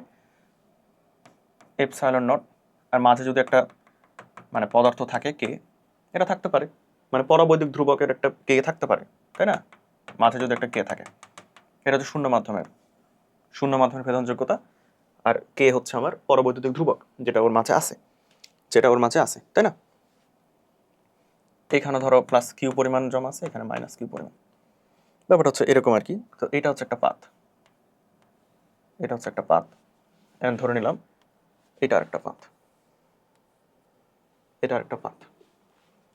এখন এটার যে ক্ষেত্রফল আছে না একটা, এই পাতের ক্ষেত্রফল আছে এ, দুটা পাতের ক্ষেত্রফল একই হয় এ। তাহলে আমরা এখানে কি কি পাচ্ছি? এটার এ পাচ্ছি, মধ্যবর্তী দূরত্ব ডি পাচ্ছি, এটাকে অবশ্যই একটা ভোল্টেজে যুক্ত করা হয়েছে, অবশ্যই একটা ভোল্টেজে যুক্ত করা হয়েছে, মানে একটা বিভব পার্থক্যে যুক্ত করা হয়েছে। তাহলে এখানে আমরা অনেক কিছু পাচ্ছি। এন্ড সি ইকুয়ালস টু অবশ্যই কিউ ভাগ ভি, এটা আমরা জানি। তাহলে চলো আমরা এখন এটার সূত্রটা নিয়ে আসি। সি ইকুয়ালস টু কিউ ভাগ ভি। দেখো এই যে কিউকে আমরা কিন্তু সিগমা এ লিখতে পারি, আর ভি কে লিখতে পারি এ ই ডি। সিগমা এ কেমনে আসলো, এই জিনিসগুলো একটু চিন্তা করো। কারণ দেখো সিগমা মানে ছিল কিউ বাই এ, সিগমা মানে ছিল কি কিউ ভাগ এ, তাই না? তাহলে ওই তো কিউকে আমি লিখতেছি সিগমা এ, কিউকে আমি লিখছি সিগমা এ। সিগমা মানে হচ্ছে চার্জ ঘনত্ব, সিগমা মানে হচ্ছে চার্জ ঘনত্ব, ঠিক আছে? আবার ই কে আমি লিখতে পারি, আবার ই ছিল সিগমা ভাগ এপসাইলন নট। তাহলে সিগমা এখানে আসলো এ, এই ই কে লিখবো সিগমা ভাগ epsilon not D. Epsilon not উপরে চলে গেল, সিগমা সিগমা কাটা, এ এপসাইলন নট ভাগ ডি। যখন এটা অন্য একটা মাধ্যমে আছে তখন এ এপসাইলন নট কে, ওই তো অন্য মাধ্যমের পরবৈদ্যুতিক ধ্রুবক দিয়ে গুণ দিলে আমি তাহলে অন্য মাধ্যমের ভেদনযোগ্যতা পাই, এপসাইলন নট কে ডিভাইডেড বাই টি।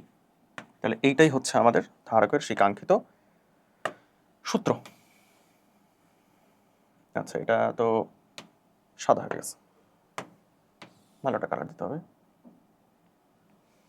তাহলে এই জিনিসটা একটু ভালো করে দেখো, ঠিক আছে? আমরা তাহলে ধারকের সূত্র নিয়ে চলে আসছি, ধারকের সূত্র নিয়ে চলে আসছি A epsilon not K by D. তাহলে ধারক কিসের উপর নির্ভর করে তুমি বুঝতে পারতেছো, যে যে সমান্তরাল যে পাতটা সেটার ক্ষেত্রফল, তাদের মধ্যবর্তী দূরত্ব, তাদের মধ্যে যে পরাবর্তিত ধ্রুবকটা আছে সেটা। তাহলে অবশ্যই আমরা এই জিনিসটা বুঝছি।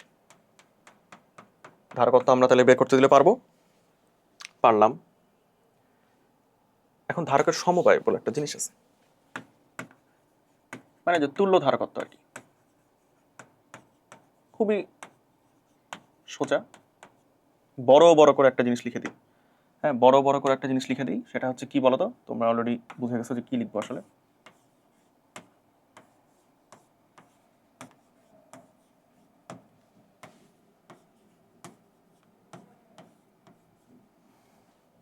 ঠিক আছে, রোধের উল্টা, রোধের উল্টা। আর এখানে কিছু পড়াবো না আমি। তাহলে ধারকের সমবায় হচ্ছে রোধের উল্টা। ঠিক আছে, শ্রেণীতে গেলে রোধের সমান্তরালের মতো সূত্র হবে, সমান্তরালে গেলে রোধের ইয়া। জাস্ট আমি একটু দেখাই যে এই জিনিসগুলো থাকে কেমনে, সেটা একটু দেখাই। যে শ্রেণীতে যদি থাকে সেক্ষেত্রে এটা কেমনে থাকবে বলো, যেটা ধরো একটা বর্তনী শ্রেণীতে যেহেতু, সো এইভাবে ধরো, অ্যান্ড মাঝখানে একটা পার্টিশন, ধরো এইটা হচ্ছে আমার K1, এটা হচ্ছে K2। এ দেখো পরপর দুটো না, পরপর দুটো, মানে এটা শ্রেণীতে, মানে এটা শ্রেণীতে। ঠিক আছে, মানে হচ্ছে এখানে সি হবে, ধরো এইটুকু একটা ধারক, এইটুকু একটা ধারক শ্রেণীতে আছে, তাহলে এটার সি হবে কি C1 inverse plus C2 inverse divided by whole inverse, sorry divided by মানে হোল ইনভার্স। আর সমান্তরাল হলে কি হবে, করে দেবো না, স্টিল করে দিচ্ছি। সেম ভাবে এটা এখন এই এই এই জায়গা থেকে পার্টিশন হবে, এটা K1, এটা K2। মানে যদি আলাদা করে দেখায় যে এইখানে একটা আবার এইখানে একটা, তাহলে তো বোঝার কোনো প্রবলেম নাই যেটা শ্রেণীতে আছে, বা যদি আলাদা আলাদা ওইরকম করে দেখায়। তো ওইভাবে আমি আর দেখাই নেই, তোমাদেরকে আমি এতটা বাচ্চা আসলে মনে করতেছি না, বুঝছো? এই জন্য ডিরেক্ট এইভাবে একটু জটিলভাবে যেটা আসে পরীক্ষায় সেটা দেখাচ্ছি। এইভাবে যদি থাকে সেটা হচ্ছে আমাদের কি সমান্তরাল, তাই না? এটা হচ্ছে আমাদের সমান্তরাল। তো এই ক্ষেত্রে আমার সি হবে C1 ভাগ C2। এই K2 মানে পরবৈদ্যুতিক ধ্রুবক, মানে দুইটা আলাদা মাধ্যম, তো দুইটা আলাদা ধারক, এই জন্য দুইটা আলাদা আলাদা পরবৈদ্যুতিক ধ্রুবক আর কি। তো সি হচ্ছে C1 প্লাস C2। আর এই ক্ষেত্রে এটা মানে সমান্তরালের যে সূত্রটা রোধের, এটা রোধের শ্রেণীর সূত্র। তো এই হচ্ছে বিষয়। এখানে আরেকটা ছোট্ট বিষয় আমি একটু বলে রাখি, যে দেখো এই পুরাটা যদি ডি হয়ে থাকে, তাহলে এই দুইটার ক্ষেত্রে ডিটা হয়ে গেছে অর্ধেক, দুইটার ক্ষেত্রে ডিটা অর্ধেক হয়ে গেছে, রাইট? আর এই জায়গায় এই যে এই পাতটা ছিল না এ, এই জায়গায় এটা হয়ে গেছে অর্ধেক, মানে এই জায়গায় এইটুকু হয়েছে D/2, আর এই জায়গায় এইটুকু হয়েছে A/2। বাট ডি কিন্তু এখানে ফিক্সড, আর এখানে হচ্ছে এ এখানে ফিক্সড।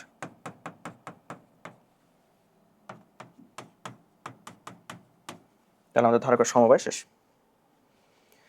এখন দেখো ধারকে সঞ্চিত শক্তি, জাস্ট কয়েকটা সূত্র জানতে হবে, সূত্র জানলে খালাস। শক্তি ইউ মানে হচ্ছে half CV square equals to half UV. কেমনে হাফ আসলো এটা প্রশ্ন করো না, ইন্টিগ্রেশন থেকে আসছে। আর একটা আসে হাফ ইউ স্কোয়ার ভাগ সি। ঠিক আছে, তো এই তিনটা সূত্র জাস্ট মনে রাখলেই আমাদের কাজ শেষ। ওকে ওকে, এখানে আসলে আর কিছুই আমাদের লাগে না। এখন শক্তি ঘনত্ব বলে একটা জিনিস আছে, সেটা আমি একটু এখানে দেখাই।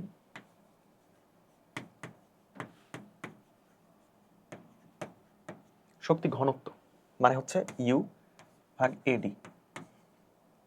হ্যাঁ, এটাকে ধরো ছোট হাতের ইউ ধরে লিখে, এটা বইয়ে আছে, দেখেন দেখাচ্ছি। ইউ ভাগ এডি, তাহলে তাহলে দেখো তো ইউ ইউ আমরা একটা জিনিস জানি যে হাফ কিউভি হবে, হাফ কিউভি ডিভাইডেড বাই এ, এ আছে, অ্যান্ড এইখানে আমরা লিখবো কি ডি হচ্ছে ই, ওই যে আমরা তো ভি ইকুয়ালস টু ইডি জানতাম, তাই না? ভি ইকুয়ালস টু ইডি জানতাম, ভি ইকুয়ালস টু ইডি, সেখান থেকে আমরা ই তাহলে লিখতে পারি ভি বাই ডি।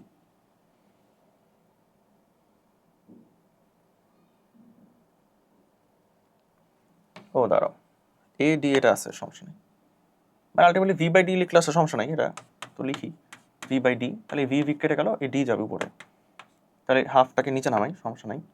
তাহলে Q D divided by A, 2a। এখন দেখো কি হচ্ছে, হুম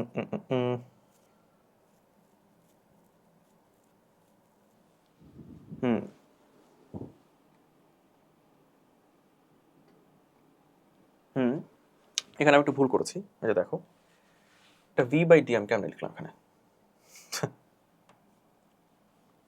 ভি ইকুয়ালস টু ইডি, মানে এখানে তো ছিল ডি, তাই না? তাহলে d equals to v by e, অর্থাৎ ভি বাই ই, এই ভি কাটা গেল, তাই না, উপরে নিচে লবে যেহেতু আছে, আর এই উপরে চলে গেল ইটা, উপরে আমার ই চলে গেল। দেখো কিউ বাই এ, আবার আমরা জানি Q by A equals to sigma, আবার জানি সিগমা ইকুয়ালস টু, আবার জানি ই ইকুয়ালস টু সিগমা ভাগ এপসাইলন নট। তাহলে সূত্রের ছড়াছড়ি প্রত্যেকটা জানতে হবে, বুঝছো? তাহলে ই হচ্ছে সিগমা বাই এপসাইলন নট, আবার কিউ বাই এ হচ্ছে সিগমা, মানে কিউ বাই এ মানে হচ্ছে সিগমা ই ডিভাইডেড বাই 2। দেখো তো সিগমা ই, কোন একটা জিনিস রিপ্লেস করে দাও, সিগমাটাকে রিপ্লেস করে দিই, সিগমা তাহলে ই এপসাইলন নট হচ্ছে, রাইট? সিগমা তাহলে হচ্ছে আমার ই এপসাইলন নট। কি লিখলাম এটা আমি? সিগমা তাহলে ই এপসাইলন নট, তাহলে এই সিগমাকে আমি রিপ্লেস করে দিচ্ছি ই এপসাইলন নট, আবার ই ডিভাইডেড বাই 2। অতএব এই জিনিসটা আমি লিখবো কোথায়? অতএব, আচ্ছা এই জায়গায় লিখি, উপরে লিখতেছি, হ্যাঁ উপরে লিখতেছি। অতএব শক্তি ঘনত্ব ইউ ভাগ এ ডি ইকুয়ালস টু, দেখো half e square epsilon nought, half epsilon nought e square. এই জিনিসটা আসে, এন্ড এটার এককটা কি? Joule per metre cube. শক্তি ঘনত্ব না, এই যে শক্তি ভাগ আয়তন ক্ষেত্রফল এরিয়া, তাহলে জুল পার মিটার কিউব, মানে একক নিয়ে আমাদের কোনো প্রবলেম নাই। তাহলে সূত্রটা কিভাবে আসলো এটা আমরা দেখলাম, এন্ড তাহলে সূত্রটা মুখস্থ করতে আমাদের সুবিধা হবে, দ্যাটস ইট। আমরা সূত্রের প্রমাণটা অল্প অল্প করে জানবো, যেগুলো জানাটা সহজ, তাহলে আমাদের সূত্রের বার্ডেনটা কমে, বুঝো নাই? মানে সূত্র, এত সূত্র তো মুখস্থ করতে হয়, তো যদি ডেরিভেশনটা অল্প অল্প করে জেনে থাকো, এগুলো ডেরিভেশন খুব কঠিন না, পরীক্ষা খাতাতেও তুমি করে জিনিসটা মিলাই ফেলতে পারবা। আর একক মিলাবা সবসময় সূত্রের বাম পক্ষ ডান পক্ষ একক মিলানোর চেষ্টা করবা, তাহলে সূত্র কোনো মিস্টেক হবে না, ঠিক আছে? এখানে এপসাইলন নটের একক বসাও, ই এর একক বসাও, জুল পার মিটার কিউবই আসবে, ঠিক আছে? Okay, half epsilon nought e square. তাহলে আমাদের আপাতত এই জিনিসটা শেষ। তবে তবে আমাদের হচ্ছে একটা ছোট্ট একটা সূত্র যেটা কিনা বাকি আছে, এখন ওই সূত্রটা কি তোমাদের শেখানো উচিত কিনা? জিনিসটা দেখো, ধারকের সমবায় বা তুল্য ধারকত্ব এর একটা জিনিস আছে, সেটা হচ্ছে তুল্য ধারকত্বের অ্যাডভান্সড প্রবলেম।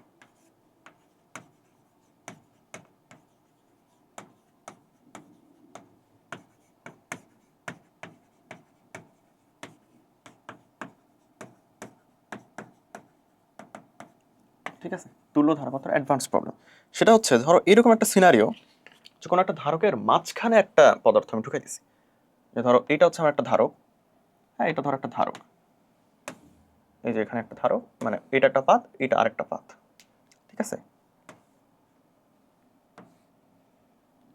এখন মাঝখানে, মানে এই ধরো একটা ধারক, সুন্দর একটা সুস্থ সবল ধারক, তাই না? মাঝখানে আমি একটা জিনিস ঢুকাই দিছি, কে, যেটা পুরুত্ব হচ্ছে টি, টোটালটার পুরুত্ব হচ্ছে ডি, ঠিক আছে? টোটালটা ডি, এন্ড এইদিকে হচ্ছে আমার কি ক্ষেত্রফলগুলো ছিল এ, সবকিছু নিজের মতন আছে। তো মাঝখানে টি বসানোর ফলে আমার ধারকত্বটা কেমন হবে, বা ধারকত্বটা চেঞ্জটা কেমন হবে? দেখো এটা আমরা খুব সহজে করতে পারি এইভাবে, যে এটা তো ডি না, এটা তো টি দিয়ে দিছে, আমাকে তো ভ্যালু দিয়ে দিছে, তাহলে আমরা এখন কি করব? এই সূত্রটা যদি নাও জানি, আচ্ছা সূত্রটা লিখে ফেলি, ধারকত্ব হবে উপরে তো এ এপসাইলন নট ছিলই, হ্যাঁ উপরে তো এ এপসাইলন নট ছিলই, এটা আরেকটু নিচে লিখি, a epsilon nought divided by D minus T into 1 minus 1 by k. উদ্ভট একটা সূত্র, ঠিক আছে? উদ্ভট একটা সূত্র, কিন্তু এই সূত্রটা তোমার সবসময় মনে না রাখলেও চলবে। কিভাবে চলবে? তা আমি বক্স করলাম, মনে রাখতে চাইলে মনে রাখবা, বাট মনে না রাখলেও চলবে, কারণ তুমি ধারকের সমবায়ের সূত্র এমনিতে জানো, রোধের উল্টা। তো দেখো এই জিনিসটা মাঝ বরাবর আছে, এটা ধরো টি, এটা হচ্ছে ডি, মাঝে থাকলে আমার প্রবলেম হচ্ছে, আর আমাকে এত কঠিন একটা সূত্রে যেতে হচ্ছে, তাই মাঝে না রেখে আমি একটু বুদ্ধি খাটাই জিনিসটাকে সরাই দিই, জিনিসটাকে আমি এদিকে সরাই দিই বা ওইদিকে সরাই দিই, যে কোনো একটা দিকে সরাই দিলাম। ধরো এটা যদি 2 হয়, ধরে নিলাম যে ধরো এটা যদি 2 হয় আর এই ডি যদি 5 হয়, ধরো মিলিমিটার বা সামথিং। তো এটা যদি 2 হয়, এটা যদি 5 হয়, মাঝে আমার এর বসাতে সমস্যা হয়েছে, কোথায় বসেছেন জানি না। তো আমি এই জিনিসটাকে এখানে সরাই নিলাম, এখানে আমি সরাই নিলাম। তাহলে এই পার্টটা হচ্ছে 2, এই পার্টটা হচ্ছে 3। কোনো সমস্যা আছে? কোনো সমস্যা নেই। এ হচ্ছে আমার সবসময় ফিক্সড, এ আমার ফিক্সড, এ আমার ফিক্সড, এই জায়গায় 2, এই জায়গায় 3। 3টা হচ্ছে আমার এই নর্মাল যেটা এপসাইলন নট, আর এই 2টা হচ্ছে এপসাইলন নট কে। এবার 2টা ধারকের শ্রেণী, এবার 2টা ধারকের শ্রেণী করে দিলে আমার উত্তর শেষ। তাহলে এই কঠিন সূত্রটা আমার আসলে না জানলেও চলে, ঠিক আছে, না জানলেও চলে, তাও জানা রাখলাম, জিনিসটা ভালো লাগে আর কি। চলো আমরা এখন কিছু এমসিকিউ সলভ করে সিকিউ তোমাদেরকে কিছু দেখাই দিব, তাহলে আমাদের এখান থেকে বিদায়। ওকে, তড়িৎ বলরেখা সমবিভব তলকে 90 ডিগ্রি কোণে ছেদ করে। দেখো সমবিভব তল মানে ধরো এরকম একটা বিভব, মানে সমবিভব তল যে প্রত্যেকটা মানে প্রত্যেকটা জায়গায় বিভবটা সমান, সেটাই তো সমবিভব তল, তাই না? তো এখান থেকে দেখো সবগুলো বলরেখা কি 90 ডিগ্রিতে ছেদ করে আলটিমেটলি। ঠিক আছে, ফ্লাক্সের একক, ও এটা তো ওখানে বোঝা যাচ্ছে না। ফ্লাক্সের একক, তো ফ্লাক্সের একক কিভাবে বের করবো? ওই যে আমরা পড়ে আসছি তো, ফ্লাক্স হচ্ছে ই এ, তাই না? তাহলে ই হচ্ছে আমার হচ্ছে নিউটন পার কুলম, এ হচ্ছে মিটার স্কয়ার। কোথায় আছে? যেখানে আছে সেটাই। কোনটির মান হতে পারে না? ও আচ্ছা, দেখো চার্জের কোয়ান্টায়ন বলে একটা জিনিস আছে, চার্জের কোয়ান্টায়ন বলে একটা জিনিস আছে, যেটা হচ্ছে চার্জের কোয়ান্টায়নটা কি, সেটা আমার মানে ইলেকট্রনের যে চার্জ, সেটার কোনো ভগ্নাংশ আমি আসলে এই দুনিয়ায় পাবো না। ইলেকট্রনের চার্জের মানে গুণিতক আকারে আমি আসলে চার্জগুলো পাবো, কারণ চার্জগুলো হয় তো ইলেকট্রনের জন্য, চার্জগুলো মানে যাচ্ছে তো ইলেকট্রনের জন্য, তাই না? তাহলে ইলেকট্রনের ভগ্নাংশ আকারে কোনোদিনও সম্ভব? একটা ইলেকট্রনের অর্ধেক চলে গেল, এটা তো হয় না। তাহলে ইলেকট্রনের সবসময় গুণিতক আকারে, ইলেকট্রনের চার্জের গুণিতক আকারে,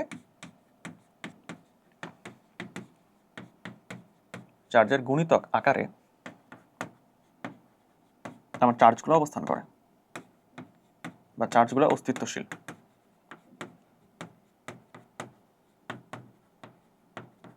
ঠিক আছে, মানে যদি ভগ্নাংশ পাই তাহলে আসলে চার্জ অস্তিত্বশীল না, বা ওইরকম চার্জ এক্সিস্ট করা সম্ভব না, ভগ্নাংশ সম্ভব না। তো ওটাই আসলে লিখছে যে কোনটি সম্ভব না। ঠিক আছে, চার্জের একক, এই চার্জের একক, এগুলা কিন্তু গুলানো যাবে না, এগুলো গুলানো যাবে না। চার্জের একক কুলম্ব, তারপর হচ্ছে আমার তড়িৎ প্রভাবের একক অ্যাম্পিয়ার, এগুলা কিন্তু গুলানো যাবে না, বুঝছো? তারপর হচ্ছে বিভবের একক ভোল্ট, এগুলো গুলানো যাবে না। রোধের একক ওহম। ঠিক আছে, এটা তোমাদেরকে জানতে হবে, বই রিডিং দিতে হবে, বই রিডিং দিতে হবে। এটা পরিবর্তনশীল ধারক হবে, তাই না? তড়িৎ ক্ষেত্রের মান নির্ণয় করা যায়। দেখো অ্যাম্পিয়ারের যে সূত্রটা, অ্যাম্পিয়ারের সূত্র যেটা, এইটা আমরা চুম্বকের মধ্যে পাই, চুম্বকের ব্যাপার স্যাপার, তাহলে এইটা দিয়ে আমরা নির্ণয় করতে পারবো না, ওইটা বাদে বাকি দুটো।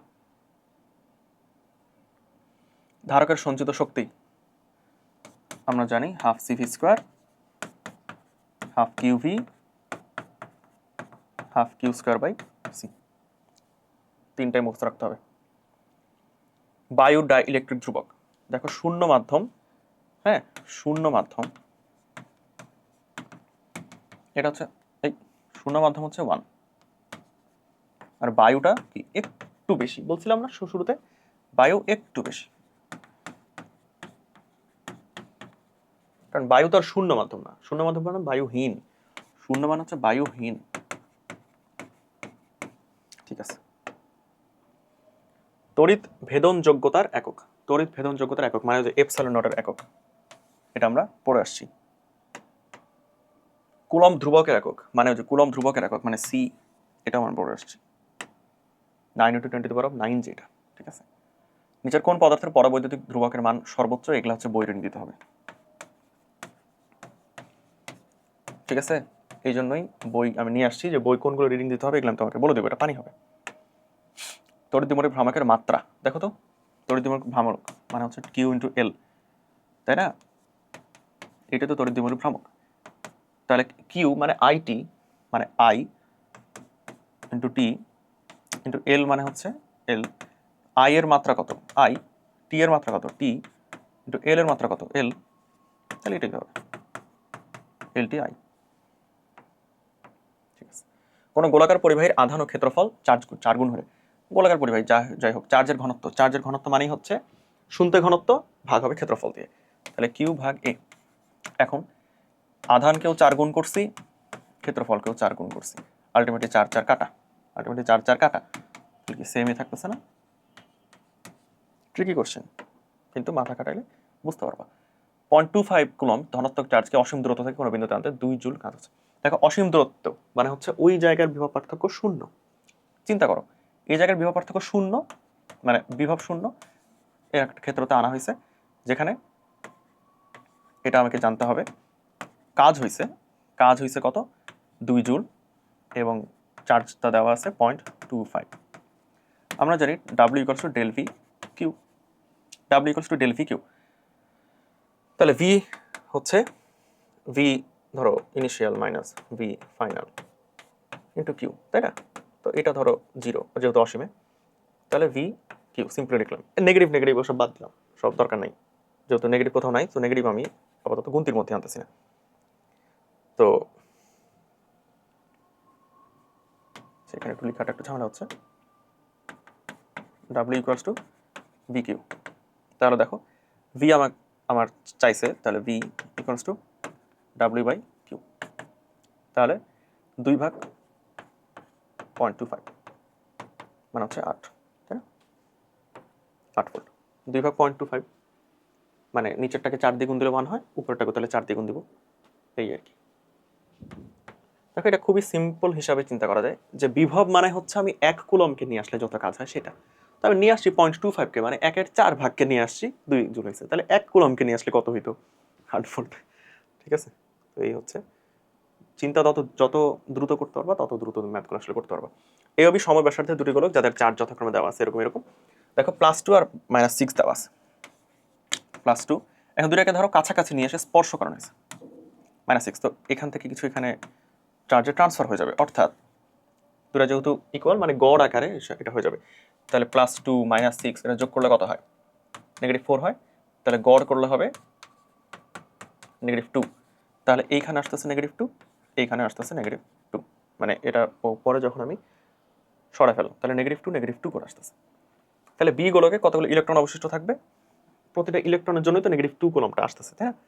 তাহলে মোট আমার আছে -2 কুলম্ব, আর ইলেকট্রনের চার্জ আমরা জানি 1.6 × 10⁻19 কুলম্ব। অতএব ইলেকট্রন সংখ্যা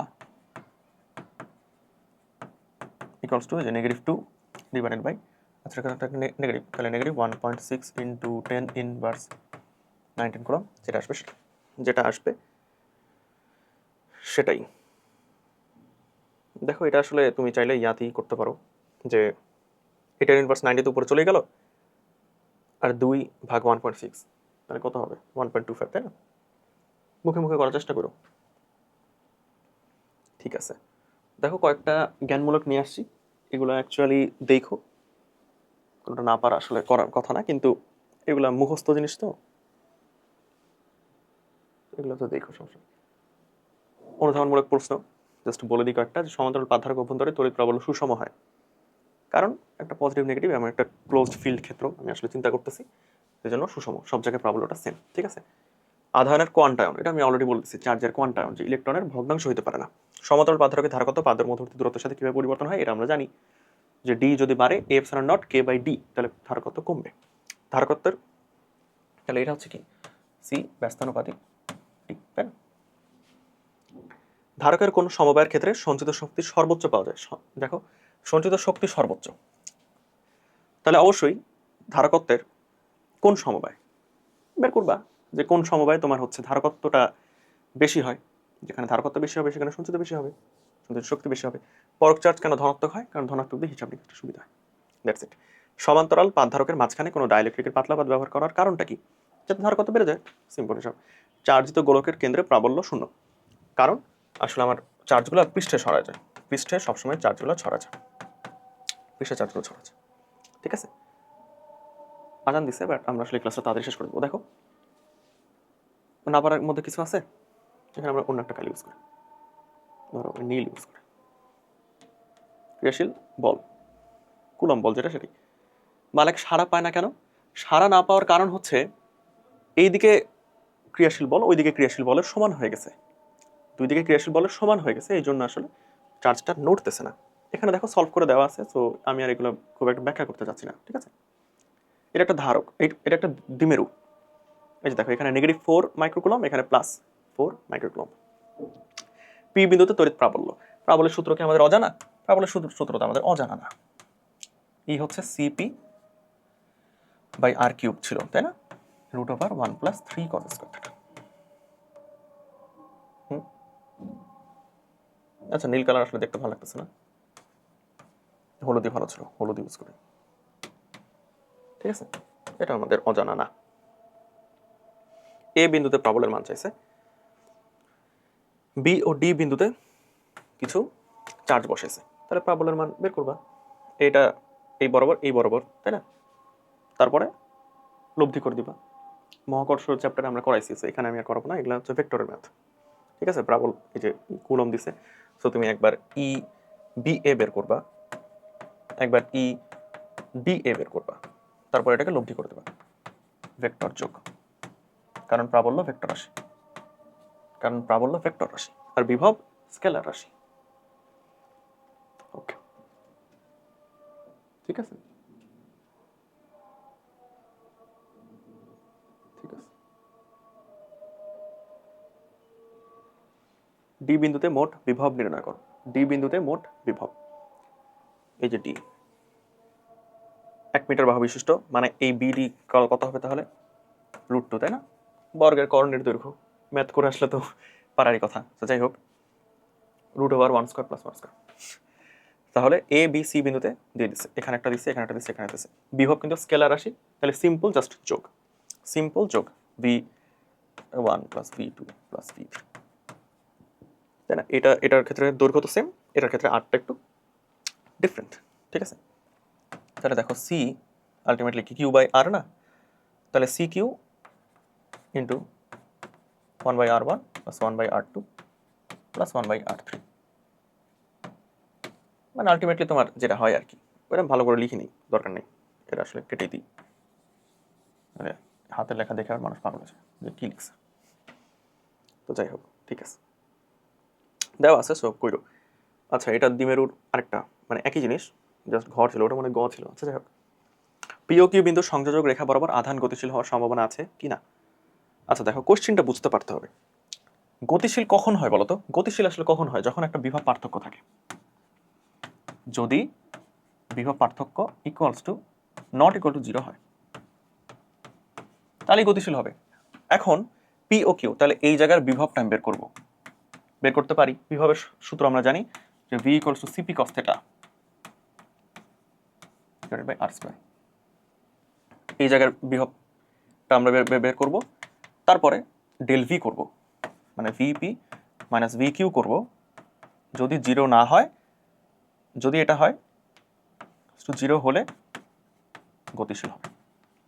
সিম্পল হিসাব, কারণ আধান গতিশীল হওয়ার শর্তই হচ্ছে একটা বিভব পার্থক্য থাকতে হবে। বিভব পার্থক্য না থাকলে তো আধান গতিশীল হবে না, তাই না? বিভব পার্থক্য মানে উচ্চ বিভব থেকে নিম্ন বিভবের দিকে আধানটা যাবে। তো দেখবা কোনটা কম বেশি দিয়ে বলে দেবা, বেশি থেকে কমের দিকে আধানটা যাবে। ঠিক আছে, আচ্ছা, তোর দ্বিমেরুর ক্ষেত্রে একটা জিনিস আমি আসলে বলি নাই, ওইটা একটু বলে আসি, বুঝছো? 61-তে আমি আবার ওখানে ব্যাক করবো, সমস্যা নেই। তোর দ্বিমেরুতে আমরা একটু আসি।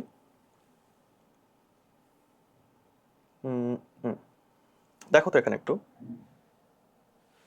যে এই জায়গায় তাহলে আমরা বলতে পারি যে E ব্যস্তানুপাতিক R³, এই জায়গায় বলতে পারি V ব্যস্তানুপাতিক R²।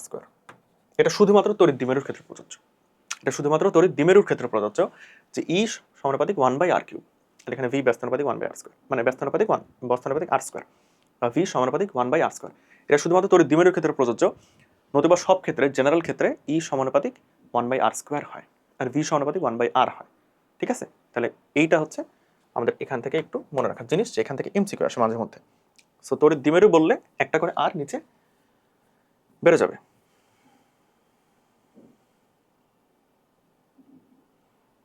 তো আমরা যেখানে ছিলাম সেখানে চলে আসি। এই যে আমরা এই জিনিসটা আমরা সলভ করছি। ঠিক আছে, এ ও সি বিন্দুতে ধাতব পরিবাহী দ্বারা যুক্ত করলে তড়িৎ প্রবাহিত হবে কিনা? তড়িৎ প্রবাহিত হওয়ার শর্ত হচ্ছে del V is not equal to 0 হলে। ঠিক আছে, তাহলে তড়িৎ প্রবাহিত হবে। তাহলে এটা তোমরা বের করবা, মানে বিভব বের করবা, বিভবের পার্থক্য লিখে দেবা। খুবই সহজ। দেখো যে ধারক, ধারকত্ব লিখছে। আচ্ছা, ধারকত্ব, ধারকত্ব। ঠিক আছে, ধারকত্ব নির্ণয় করো। চিত্র 1, মানে এটা দেখো যে এটা কি শ্রেণীতে আছে না সমান্তরাল আছে? নিজেই বলো। শ্রেণীতে আছে। শ্রেণীতে থাকলে কি হবে? আমার ডিটা ভাগ হয়ে গেছে। এই যে ডি এর ভ্যালু কিন্তু এখানে দিচ্ছে, তাহলে ওই ডিটা ভাগ হয়ে গেছে। তাহলে একটা সি হবে আমার A epsilon not K by d1, এটা হচ্ছে a1, এটা হচ্ছে c1 হবে। k1, k1 এর ভ্যালু তো দিচ্ছে। আর একটা c2 হবে a epsilon not k2 by d2। দুইটা ভ্যালু তুমি পাবা, কারণ সবগুলো ভ্যালু তোমাকে দিয়ে দিচ্ছে। দুইটা ভ্যালু তুমি পাবা। এখন যেহেতু শ্রেণীতে আছে, তাহলে সি এস ইকুয়ালস টু হবে c1 inverse plus c2 inverse whole inverse. ঠিক আছে, আচ্ছা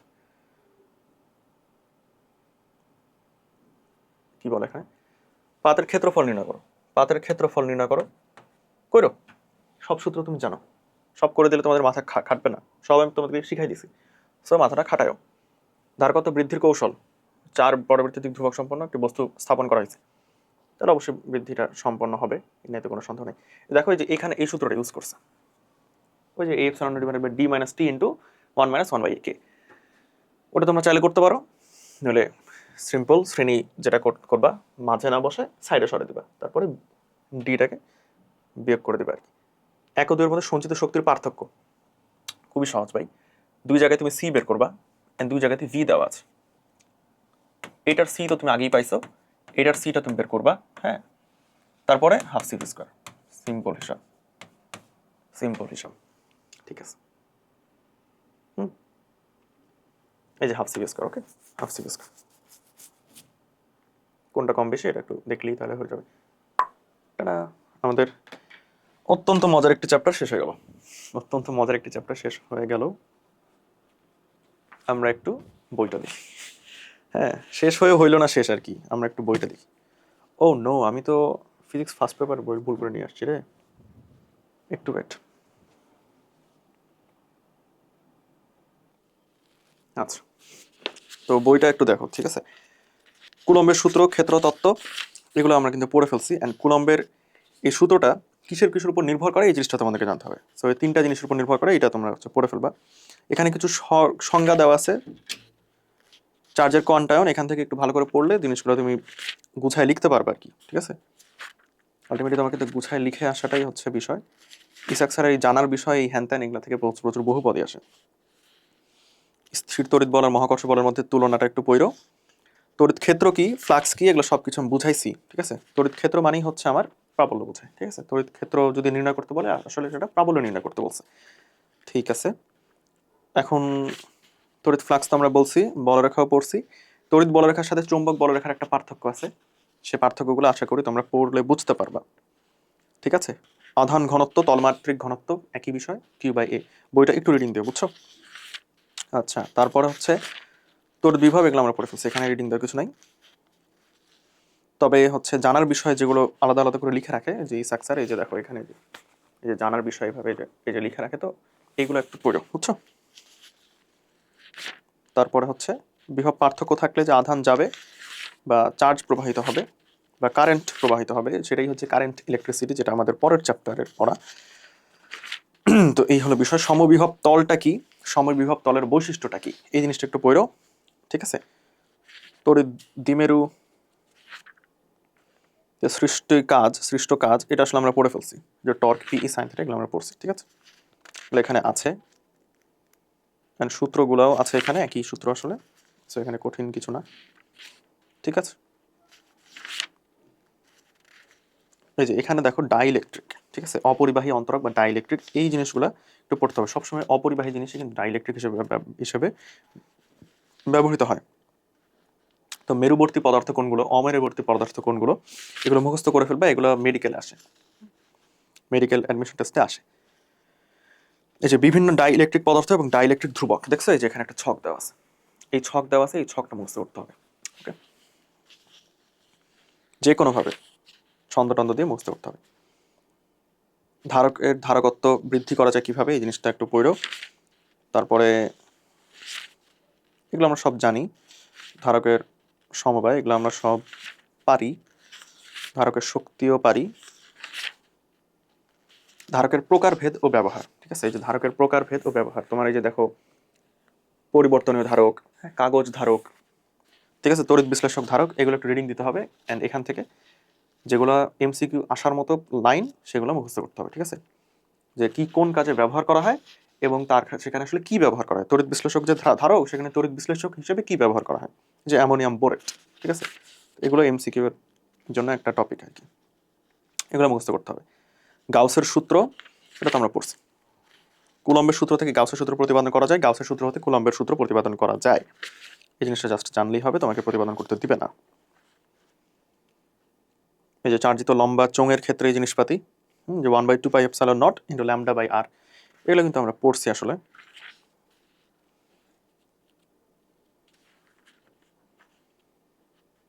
প্রাবল্য, আচ্ছা ল্যামডা বাই আর, এখানে এটা কি লিখলো দেখি তো।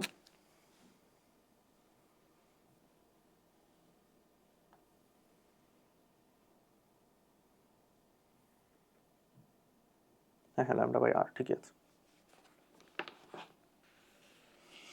ল্যামডা বাই আর, এখানে আর হচ্ছে মানে তোমার এই ব্যাসার্ধ আর কি, বুঝছো। আর হচ্ছে ব্যাসার্ধ। তারপরে এগুলো আমরা সব পড়ছি, সিগমা বাই এপসাইলন নট, এগুলো আমরা সব পড়ছি।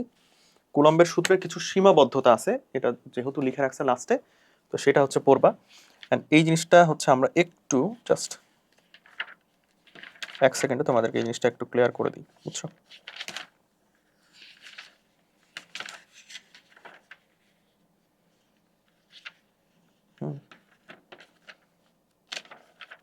এই যে গাউসের সূত্র আমরা যখন প্রমাণ করছি না, তো এগুলো কিন্তু গাউসের সূত্রের ব্যবহার আর কি, এগুলো হচ্ছে গাউসের সূত্রের ব্যবহার। বিষয়টা কি দেখো, লাইনের ক্ষেত্রে এই জিনিসটা প্রযোজ্য, কিন্তু আমি তো গাউসের সূত্র খাটানোর জন্য গাউসের একটা তল কল্পনা করতে হবে। তো গাউসের তলটা হচ্ছে এরকম, যেটা আমি ধরে নিছি এই লাইনটাকে একটা চোঙের মতো কভার করে রাখছে, ঠিক আছে। এটা হচ্ছে আমার গাউসীয় তল, এটা হচ্ছে গাউসীয় তল, বুঝছো। তাহলে এই ক্ষেত্রে আমার এই জিনিসটা আসলে পাই, এটাকেও একটা গাউসীয় তল চিন্তা করতে হয়, তখন হচ্ছে আমরা ওই জিনিসটা পাই, ঠিক আছে। তো এই আরটা কোথায়, এই আরটা তখন লিখে দিয়েছিলাম, বাট আমি আসলে আর এর পরিচয়টা দিই নাই। আর হচ্ছে এটার ব্যাসার্ধ, চোঙের ব্যাসার্ধ, ঠিক আছে, চোঙের ব্যাসার্ধ। তাহলে এই হলো আমাদের অবস্থা। আশা করি যে এই চ্যাপ্টার আমি আসলে কিছুই বাদ রাখি নাই, ঠিক আছে, এই চ্যাপ্টার আমি কিছুই বাদ রাখি নাই। সো এই ক্লাস করলে তোমাদের মোটামুটি সব শেষ, জাস্ট তোমাদের একটু প্র্যাকটিস করতে হবে, প্রত্যেকটা সূত্র মাথার মধ্যে ঝালাই করতে হবে, সূত্র থেকে আরেক সূত্র কীভাবে যাওয়া যায় এগুলো প্র্যাকটিস করতে হবে, অ্যান্ড হচ্ছে সিকিউ সলভ করতে হবে, ঠিক আছে। সো দেখা হবে ইনশাল্লাহ পরবর্তী ক্লাসে। ভালো থাকো, সুস্থ থাকো, আসসালামু আলাইকুম।